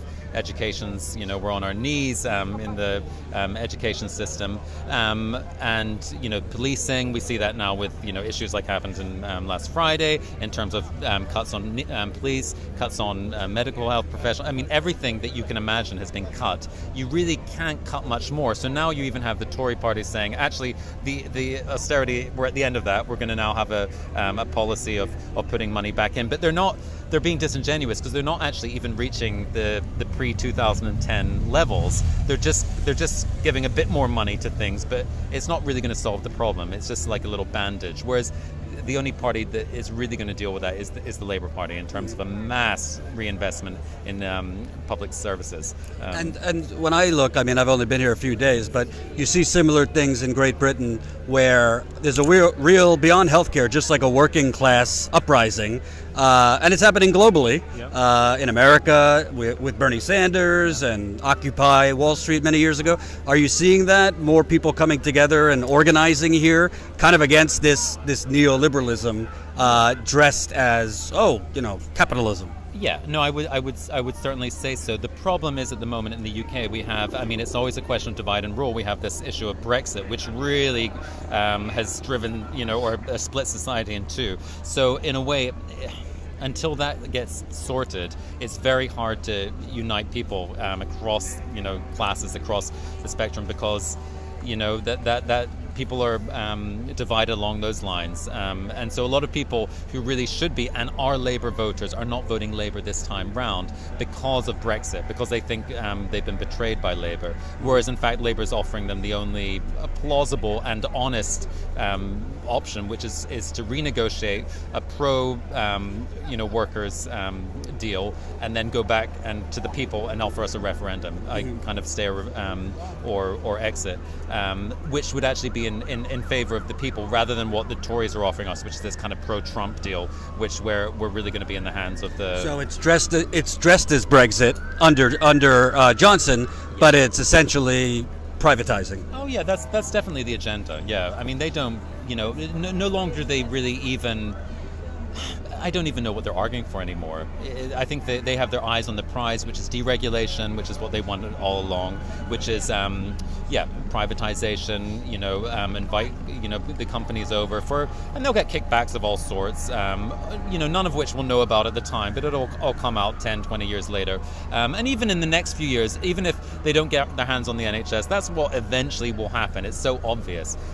So that's why it's important before in my opinion, just to stop Brexit in its before it even happens. But we've got if we don't do something now, eventually it'll come back to haunt us. And last question. Obviously, you're not in America, but you have a lot of basically the corporate-friendly Democrats like Joe Biden, who basically are calling a candidate in Bernie Sanders who wants a living wage, wants national health care, wants to end private prisons, ban fracking, a universal jobs guarantee. Basically, how he frames it, extending what Franklin Delano Roosevelt did in the New Deal. They essentially call him a radical, a communist. Some people call him a communist.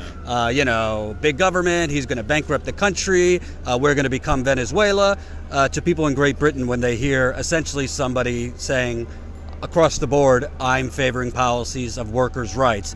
How does that sound to you, that they call Bernie a radical who, if he became the Democratic nominee, they're saying, people across the board in America don't want someone like that. Yeah, well, they do the same thing here with Labour. They say that Jeremy Corbyn's a radical, whereas in fact, what he's espousing is no different than what most sane European countries have.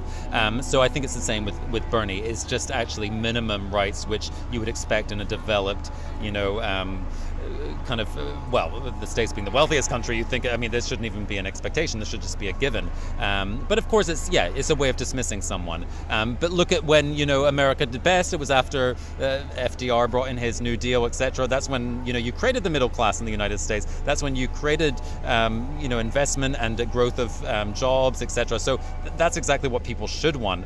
But I suppose if you don't know your history, if you're easily manipulated or whatever, then, you can be misguided. It's interesting you said that, because honestly what you just said is more informed than most people I meet in America, who, because of the polarized media in America, a lot of people don't realize that the economy was best in about the 1950s, 60s under these New Deal policies, because of stronger labor unions, tighter regulation, things like that, things that it seems like to me they're trying to peel back here. Yeah, well, it's the same here. People don't know their history. People are willing to be, or allow themselves to be manipulated by, the right-wing press, which most of it is in the UK. We're lucky to have the BBC, but most people are critical of that on the left because they see it as being too kind Brussels. of Tory-centric, really. Yeah, but I think if you read around the subject and you take interest, then, and I mean, there is the internet out there, although that can be equally, you can be equally manipulated in the wrong way. But yeah, I think it's about informing yourself, isn't it? Hope you enjoyed that last video. Hop on over to statuscoup.com where you can sign up for our email list and become a member for as low as $5 to $10 a month. Membership is how we grow. That's statuscoup.com/join. And remember, join our email list so we can grow the revolution with you.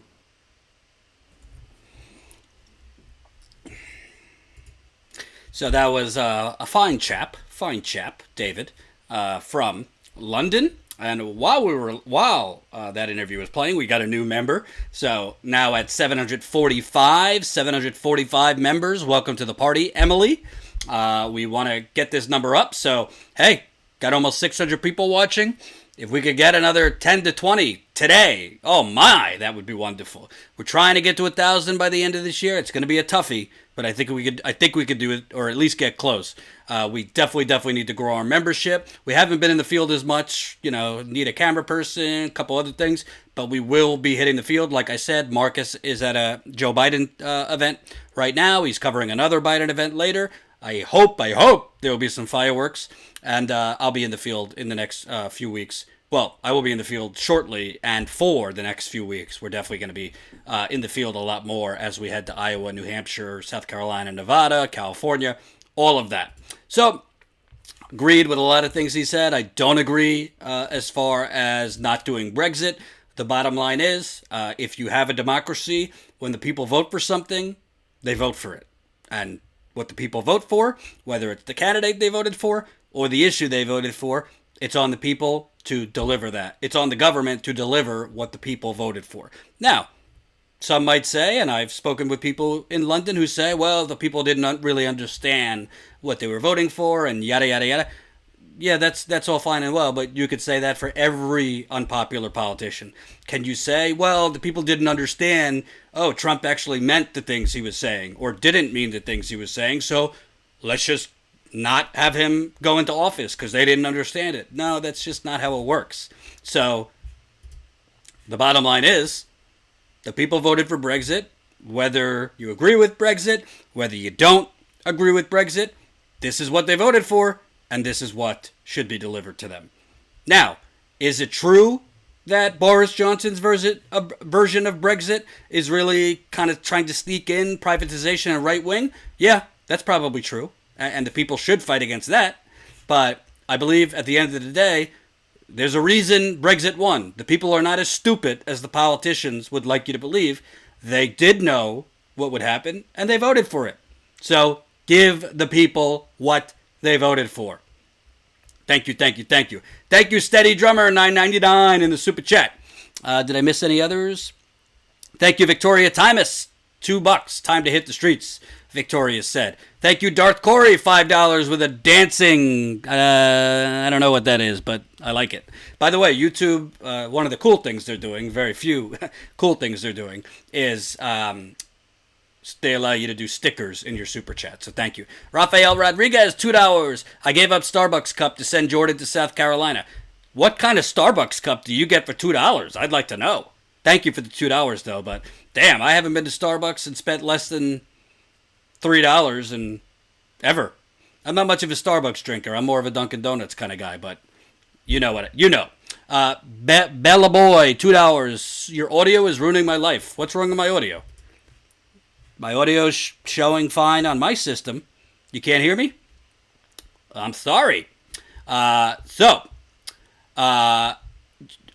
Raider, are you Max Blumenthal update being reported today? Hey, Upstate Raider, I got more than a Max Blumenthal update. I'm interviewing the man this afternoon. So yes, Max Blumenthal, the wonderful reporter with the Gray Zone. I think he's the editor of the Gray Zone. Finally, the ridiculous fascist charges that the government brought against him for his coverage of the Venezuelan embassy standoff, which we covered on the ground. Jen covered the embassy standoff there in D.C., where the Secret Service, through the Trump administration, literally forced out American citizens and activists who had permission to be inside the embassy from the democratically elected leaders of Venezuela. They came and basically banged down the doors where Max Blumenthal lives, brought him to jail, threw him in a cell for 2 days. He was not allowed a phone call. They said he might be armed and dangerous. Really fascist, awful stuff. So I will be interviewing him this afternoon. We're going to try to turn it around so we can get it up as soon as possible. So, yes, that's my update. I'm interviewing Max today. That good enough for you?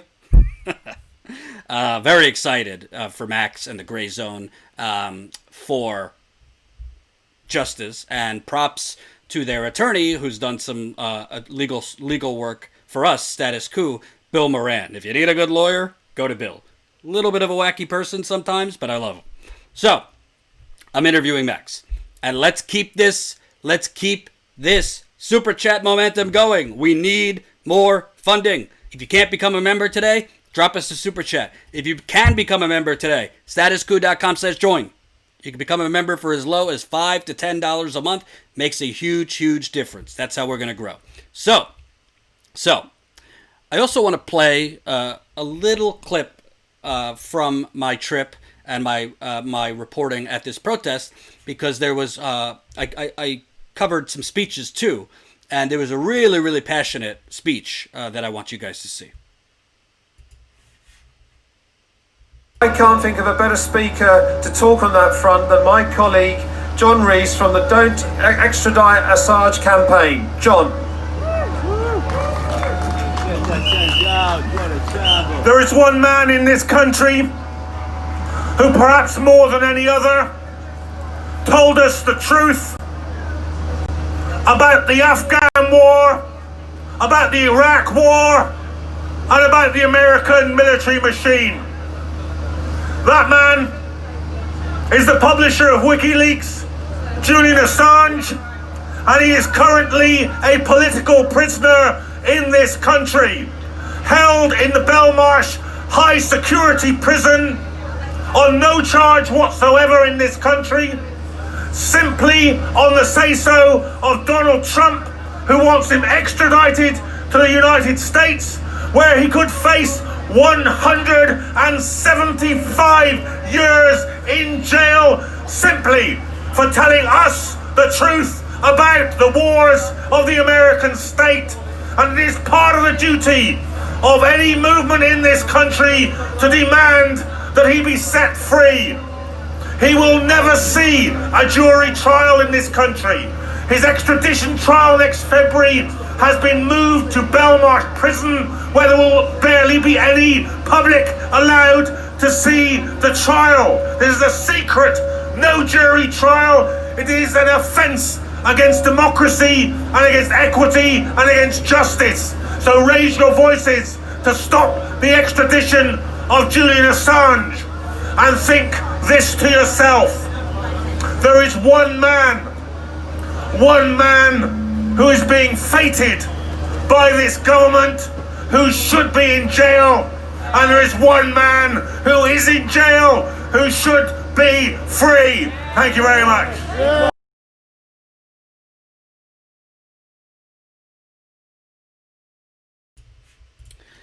So that was, sorry I forgot his name, I'll get that for you. But that was a British activist and leader who is speaking the truth. Julian Assange is the #1 political prisoner in the world right now, at least in terms of impact, possibly of this decade. We are closing down the decade of the 2010s, and he is growing in graver and graver health condition as the weeks go on. This is from the New York Times at the end of November. Julian Assange could die in a UK jail, doctors warn. This is from 60 physicians who signed a letter. The mental and physical condition of Julian Assange has so deteriorated that he could die in a British jail. Before his February hearing on extradition to the U.S., a group of international doctors has warned. In an open letter to Britain's Home Secretary, more than 60 doctors called for Mr. Assange, the 48-year-old founder of WikiLeaks, to be transferred from the high-security Belmarsh prison in London to a university teaching hospital to receive an expert medical assessment. Quote, we're such urgent assessment and treatment not to take place, we have real concerns on the evidence currently available that Mr. Assange could die in prison. The medical situation is thereby urgent. There is no time to lose. Their assessment is based on witness accounts from an October hearing at Westminster Magistrates Court in which Mr. Assange was described as, quote, exhibiting the symptoms of a torture victim.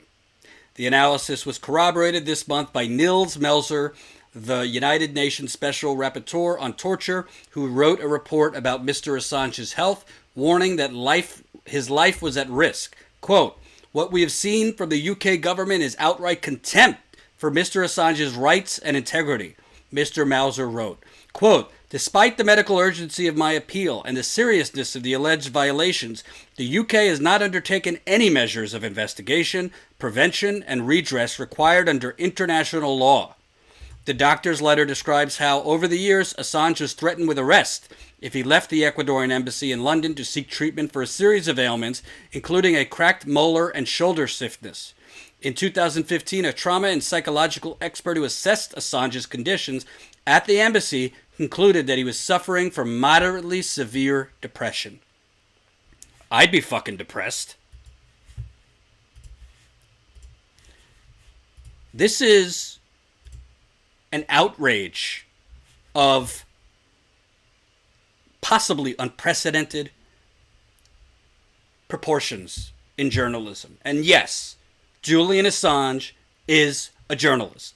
Julian Assange is more of a journalist than 99.9% of the crap people pretending to be journalists in this country.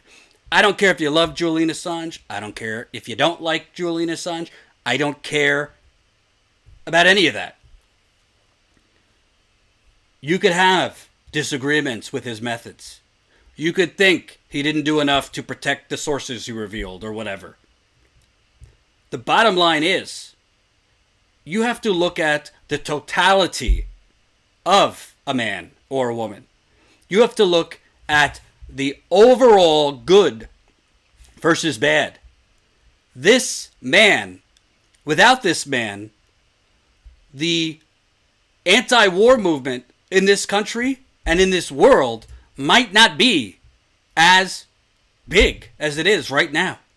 Without this man, the progressive movement in this country and around the world might not have as many people as it has today. WikiLeaks has not just exposed war crimes. They have exposed financial crimes. They have exposed corruption of politicians. A lot of people's political awakening to get involved came as a result of Julian Assange and WikiLeaks. If you feel, let's just say for argument's sake, people said, you know what? We think he should be free. We think he should have a fair trial. We think he should, we don't like everything he's done and we think he's put national security at jeopardy. Whatever. Despite that, he should be out on bail. He is not being held on any specific charges right now in the UK. His sentence in the UK was up, I believe, in September. The judge decided to hold him there anyway, citing a flight risk. Yes, the most surveilled human possibly in history of the world is a flight risk. Julian Assange could not go to the bathroom without somebody knowing.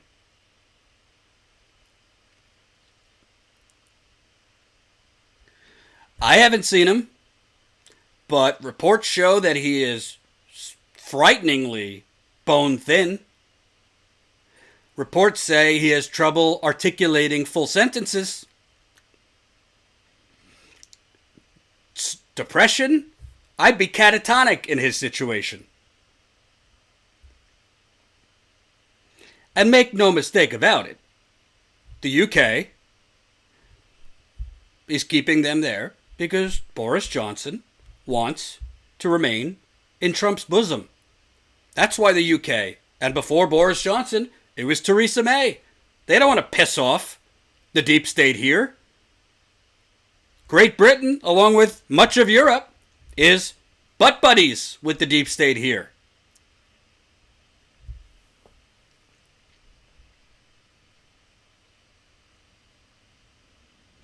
And I got news for you. And don't confuse what I'm about to say. But for me and for Jen, we're working on a serious story right now. We've been telling you about it. It's not on the proportion of war crimes a country does to across the globe. It's not to that level, but it is, I would say, a story about crimes of humanity here in America. It is a story about conscious murder in America. It is a story about decisions that were made to just politicians to cover things up for their own self-preservation. Well, what's happening to Julian Assange does not spell good for Jen or I, or journalists that do the work we do. If they could take out Julian Assange, they could take out anyone. So personally, it worries me. I mean, obviously my first thought is with Julian Assange and WikiLeaks, but it's not good for actual journalists. I'm not talking about the people at CNN or the Washington Post. I'm talking about for real journalists like Max Blumenthal, Aaron Maté, Ben Norton, myself, Jen, Unicorn Riot, people that are like in the trenches, out in the field, reporting, putting their lives on the line. Ben Norton has reported in some seriously dangerous areas. So is Max. So is Aaron.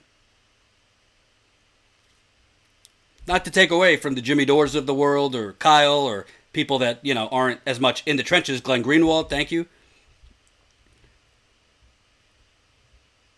If they're able to basically torture to death the most prominent, impactful whistleblower / journalist, possibly in journalistic history, you don't think they could do it to all other actual journalists on a lower level?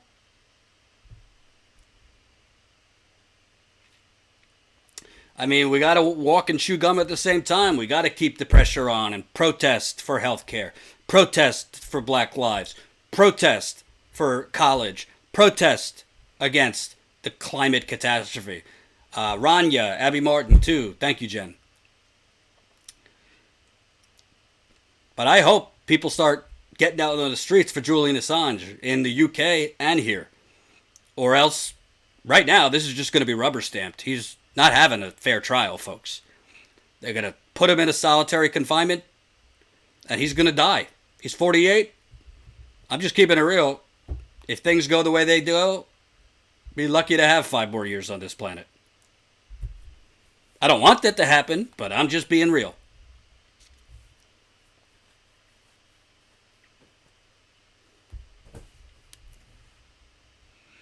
It's terrible. It's terrible.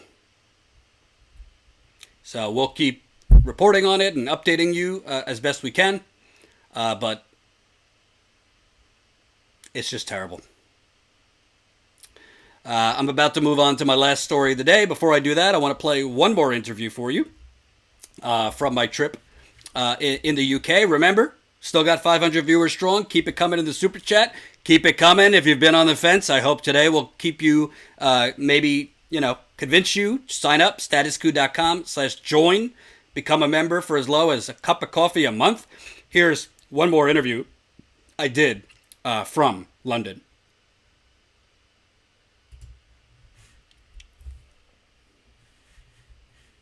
Jordan here in Trafalgar Square, here with Hartesh Dale. Hartesh, yeah. Tell me about your stand here, obviously fighting against racism. A lot of that going on now with Trump. I think the Tories are playing on race. Tell me about what you're doing.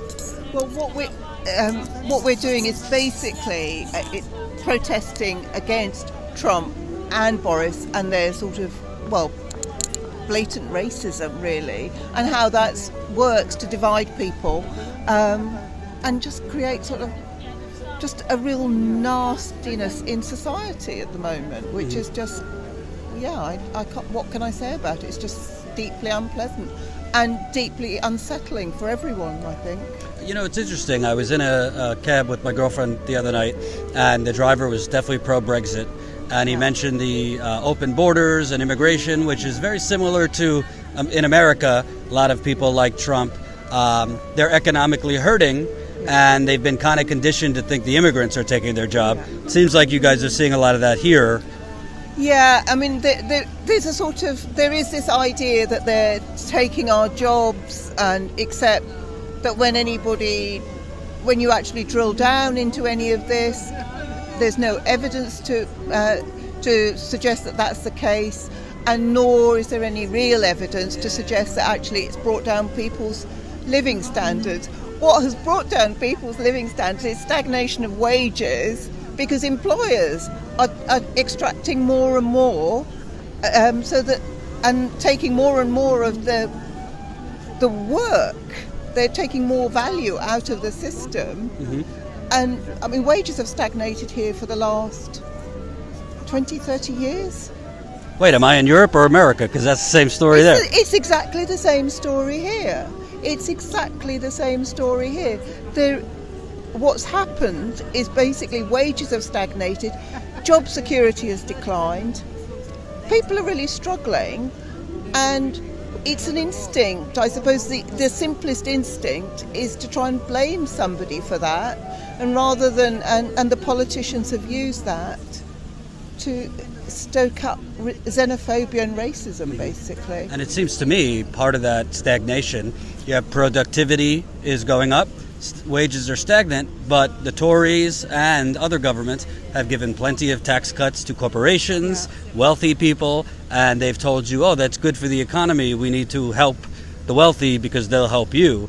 It seems like people are smarting up to that. Well, for me, what I fail to understand about what the politicians are saying is that if people are poor and they're living, you know, they need to subsidise their lives with very expensive debt, they're not really going to be spending money in the economy. So how are you going to get in private investment in the economy when there's no demand? Mm.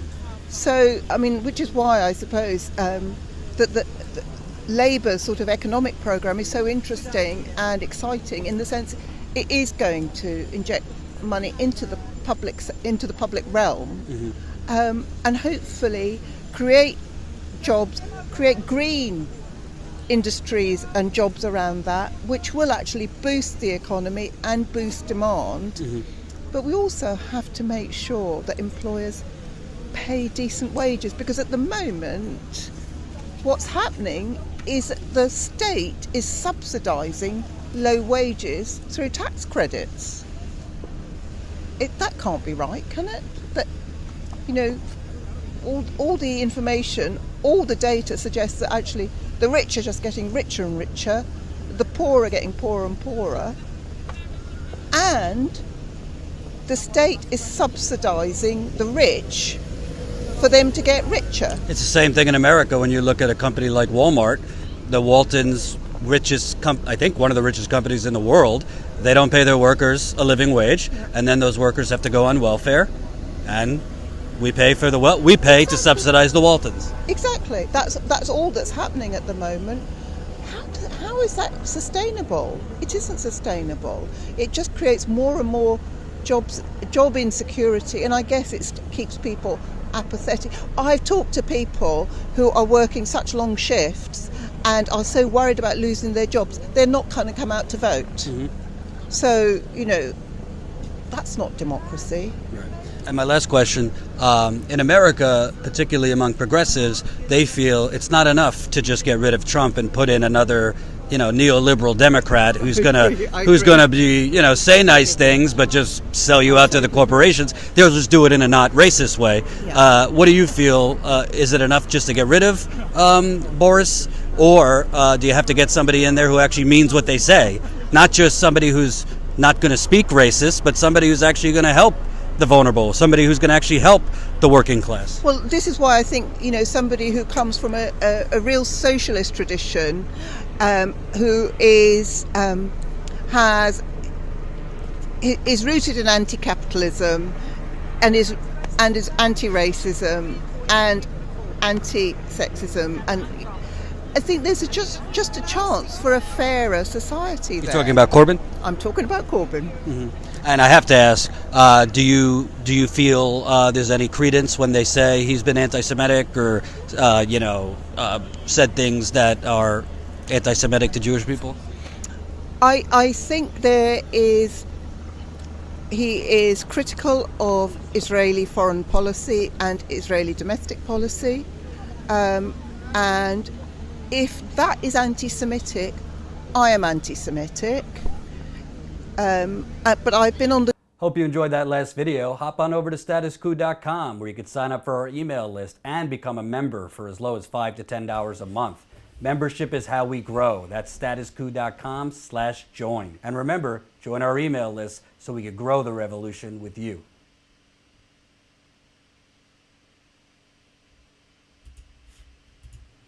So that was a lovely, lovely woman. I just can't get over these people's accents. I just love them.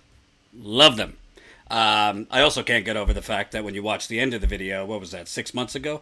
Ugh, my hair was much thicker then than it is now. Thinning like a mother. I wanted to ask her the Corbyn question at the end, not because I buy this whole anti-Semitism thing, but he has been smeared so much in the British media as anti-Semitic. I think it's important to get out what people are actually talking about, that he's talking about being against the Israeli government and its treatment of the Palestinians and the status quo of what Israel is. That's what he's talking about. You know, I know some people that have problems. I mean, he laid a wreath, I believe, at a Hamas leader and things like that. I don't really know enough about it, to tell you the truth. I don't know if it's true. I don't know if it's not true. If it is true, I would have a problem with that as a Jewish person. But overall, I think the anti-Semitism is basically calling him anti-Semitic is the British press and the British oligarchies. It's their Bernie's not a Democrat, or their Bernie is a communist, or their Bernie like Chavez. You know what I mean? So, but I loved interviewing her, and I don't know enough about the British press, but can you imagine if people like her were guests in our media or British media? How much more sane, how much more informed our country, our world would be if you actually got not just working people like her. She's smarter than the majority of the pundits we see and have to suffer watching every day. You see, and by interviewing her and other people I interviewed, and the interviews are up on Status Coup if you want to watch them on this channel, you see that this is not just, I mean, I already knew it, but it's much different when you're on the ground in another country speaking with people. You feel it. You feel it. You don't just know it, you feel it. This is a global struggle against neoliberalism. This is a global struggle against the oligarchy. This is a global struggle against greed. This is a global struggle against militarism and toxic corporate totalitarianism. What they're doing to us here and what they've been doing for 30 to 40 years here, they're doing to the Brits. They're doing to the French. That's why you see the yellow vests, the scenes that we're seeing in France. The only difference is they have at least something that we should have, and that's the guarantee of healthcare as a human right. And the Tories and Boris Johnson and Theresa May, they've been chipping away at it. David Cameron, they've been chipping away at the Brits' version of Medicare for All. They call it the National Health Service. So I thought she was great. I thought she was really powerful. Definitely check out those videos. Press the like button. You know the drill. So, and consider, hey, I went and did some reporting on vacation. I do it for you, the people. Sign up. statuscoup.com/join. Become a member. We're now at 745. We've only gotten one member in 2.5 hours. Would like to finish a little stronger like that. So help us out. So I want to get to one more story, and this to me is just batshit crazy. It tells you that none of us are safe, whether it be we're all target practice and could get shot just leaving our homes today, or if you're a black person, gets shot in your home. You know what I'm talking about, the Botham John, who was assassinated. So, in America, we have a toxic problem when it comes to water. We also have a toxic problem with corporations allowed to dump toxic shit, from uranium to toxic waste from the Manhattan Project days. All over this country, you have landfills, nuclear waste sites, uranium mining, where nothing is really properly sealed. Stuff is being emitted into the air. Stuff is being emitted into the water. I remember when I was at the Young Turks, I was in the St. Louis area covering a community that has a nuclear waste site right next to a landfill, and there is an underground methane fire. And literally, children have to walk around with masks to play in the yard. No. This is not Taiwan.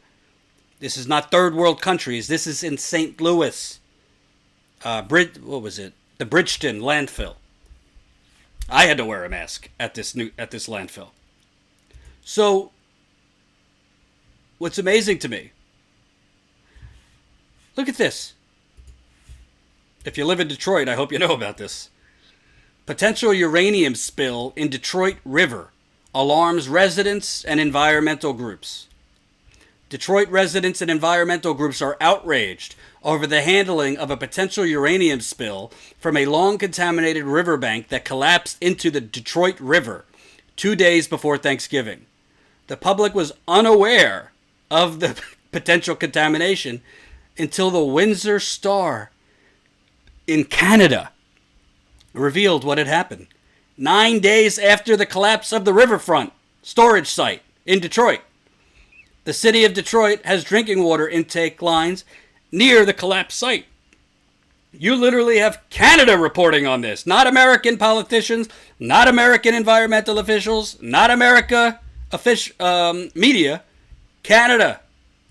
Quote, how in the world is it possible that we were hearing from Canadian news networks, days late at that, before we are hearing from our own authorities in charge of protecting us? Sierra Club organizer Justin Onwenu said. This took place days ago and we just found out yesterday. Michiganders deserve emergency response systems in place that will assure communities that public health and safety is adequately protected. On Thursday, a member of the Canadian Parliament called for the U.S. and Canadian governments to investigate, noting the site once had radioactive contamination.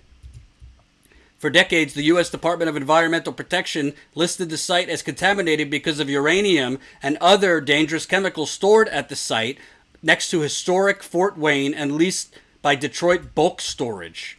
Mass is worried the collapse could have contaminated the Detroit River and connecting waterways. Quote, an immediate study should be conducted on the dangers presented to the Detroit waterways and Great Lakes region. 40 million people use the Great Lakes for drinking water, and the ecosystem is already fragile. Any potential threat should be investigated immediately on both sides of the border.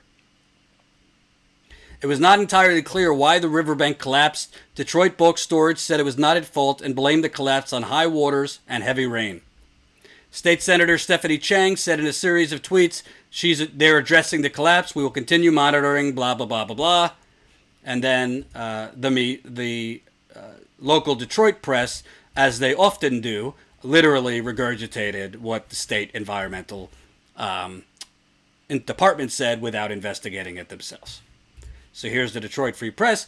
No excessive radiation levels were detected in and along the Detroit River following a shoreline collapse at a bulk storage site that once housed atomic bomb and uranium development in the 1940s and 50s, state regulators said Friday. The Michigan Department of Environment, Great Lakes and Energy, which, by the way, the Michigan Department of Environment, Great Lakes and Energy is literally the same environmental agency, just they changed the name. This is the same agency that Jen and I found were literally cooking the water lead data in Flint, Michigan. You remember the news we broke last year? That the Michigan Department of Environmental Quality, now renamed what I just read to you, was literally going into people's homes in Flint that were on the official state lead and copper testing program. This is the testing that then Governor Rick Snyder used as a, Flint's version of Mission Accomplished, excuse me. This is the environmental agency that went into people's homes that were on the official testing program, and they literally were flushing their water lines right before putting the sample bottles in. This is the same environmental agency that Jen and I, before we found that they were cooking the numbers, they were cooking the numbers in 2015 too, when the Flint water crisis happened it happened in 2014, but when it was exposed in the first place, they were fudging the numbers too. They were fudging the numbers back in 2008. News reports show they were, quote, bumping out high lead tests in Detroit. They were tossing out the high tests so that they could get the overall lead numbers down so they wouldn't have any violations with the EPA. So this is the environmental department. We're supposed to believe that, a bunch of uranium and nuclear waste from the 1940s and 50s, it just fell in the Detroit River, but we tested it and it's fine. Listen, I'm not trying to fearmonger, but this ain't my first rodeo. It ain't Jen's first rodeo. We've covered these stories. I've covered these stories for years. I don't trust these environmental departments. There needs to be independent, not EPA funded, not state funded, independent testing from the homes in Flint to the homes in East Chicago, Indiana, to the homes in Milwaukee, Pittsburgh, North Carolina, Massachusetts. I mean, there's water problems all over the country, but it ain't just the water now. You got uranium leaking out. You got arsenic leaking out. And it's leaking out into the air, the water. I don't want to scare you if you live in this region. I don't want to scare you if you get your water from a waterway connected. But I find it extremely hard to believe that you have this bank that fell into the Detroit River, and the Michigan Department of Environment, Great Lakes and Energy, which is just rebranded. It was the Michigan Department of Environmental Quality, which has a history of cooking numbers. Oh, they tested it, and it's fine. Background radiation levels at the site farthest away from the river were at 4 microentgen per hour. Naturally occurring radiation levels in Michigan are typically between 5 and 8. Testing closer to the water, including tests from inside the crevices opened by the sediment collapse, ranged between 3 and 5. More than 1,000 data points were recorded during this testing. Well, if this is the case, why was it revealed by Canadian authorities in media?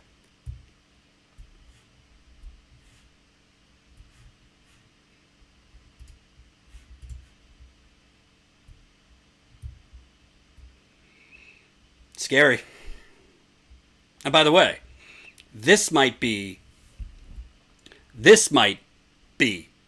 an acute incident. This riverbank or this bank at this storage state, this bank or this pile of nuclear waste fell into the river.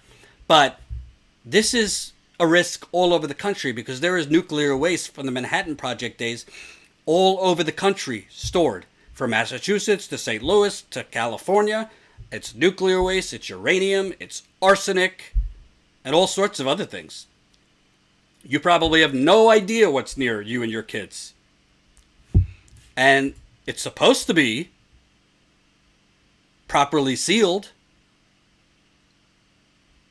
but it's not. Hey, Jen, do you trust the Michigan Great Lakes Department of whatever their name is after we found that they were essentially going in to the already poisoned residents of Flint's home, turning on their water tap, letting it run, in some cases we found for 5 to 10 minutes, then putting the sample bottle in and saying, oh, your lead is good. It's under the level of concern.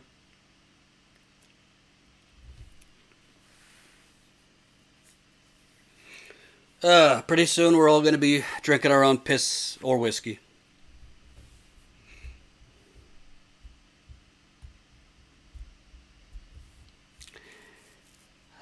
I'll follow up on that story this week. And we'll keep following up. I mean, all we could do is sound the alarm and make sure you know. Make sure you know what's going on. I wish we could trust our environmental departments. I wish we could trust government officials, but they've been lying to the people of Flint going on 6 years. The Flint water crisis is not only going on 6 years, it's going into its second decade. This is now going into a new decade. And the people of Flint do not have clean water. And frankly, the governor of Michigan, now a Democrat, promised to reopen those water pods for the people of Flint. Gretchen Whitmer promised to undo the damage Rick Snyder did, open up the free water stations where they were giving out free water bottles funded by the state. It's now a year into her term. They're still closed.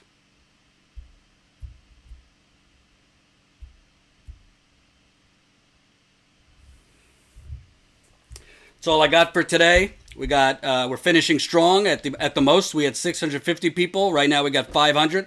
Thank you for all of the super chats. Thank you. If you haven't yet, sign up. statuscoup.com/join. Become a member. One more reminder: Marcus is currently reporting at 2 Joe Biden events today. I'm going to be in the field in the next 2 weeks, I believe. We're just bringing on a new camera person. And then from there, our goal is to definitely be in Iowa and New Hampshire a lot in the lead up to the Iowa caucus in New Hampshire. I also want to get to South Bend because I think this Buttigieg bubble got to get popped. We got to expose the truth on who this man is, what he's done, and what he's not done. So thank you for watching. We'll be back tomorrow, normal time, 5 o'clock Eastern time. You could always support Status Coup as a member. You could also sign up for a recurring donation. Jen will drop that in the super chat. Even though we met our goal, GoFundMe is still technically open. So there's a lot of ways to support Status Coup. If you want to buy this awesome hoodie, show you one more time. Go to statuscoup.com right now. Buy this hoodie for the winter, or you can honestly wear it even if you're not in a cold area. It's kind of light. Go to statuscoup.com and then click on our store to go check out this hoodie. We got other awesome stuff for you. Yes, we do live in a capitalist society, so for now, we got to play by those rules. And that's another way we can make some extra dough. And I really appreciate all your support, sticking with us while I was away for a week. And more good stuff to come. Before I go, keep up the good work. The new earth has been found and the oligarchy are going. We hope. Jordan gonna Donna Brazil, Mayor Pete. Oh, wouldn't that be nice? If I get in front of Mayor Pete, I just gotta say good luck to him. Good luck to you. I hope his campaign doesn't watch Status Coup because they probably won't even allow it. All right. Thank you, folks. I will see you guys tomorrow. Thanks, Jen, in the super chat for these hours. And remember, most people are not lacking compassion in the United Corporations of America. Most of us have no idea what is happening all over the place. Peace out.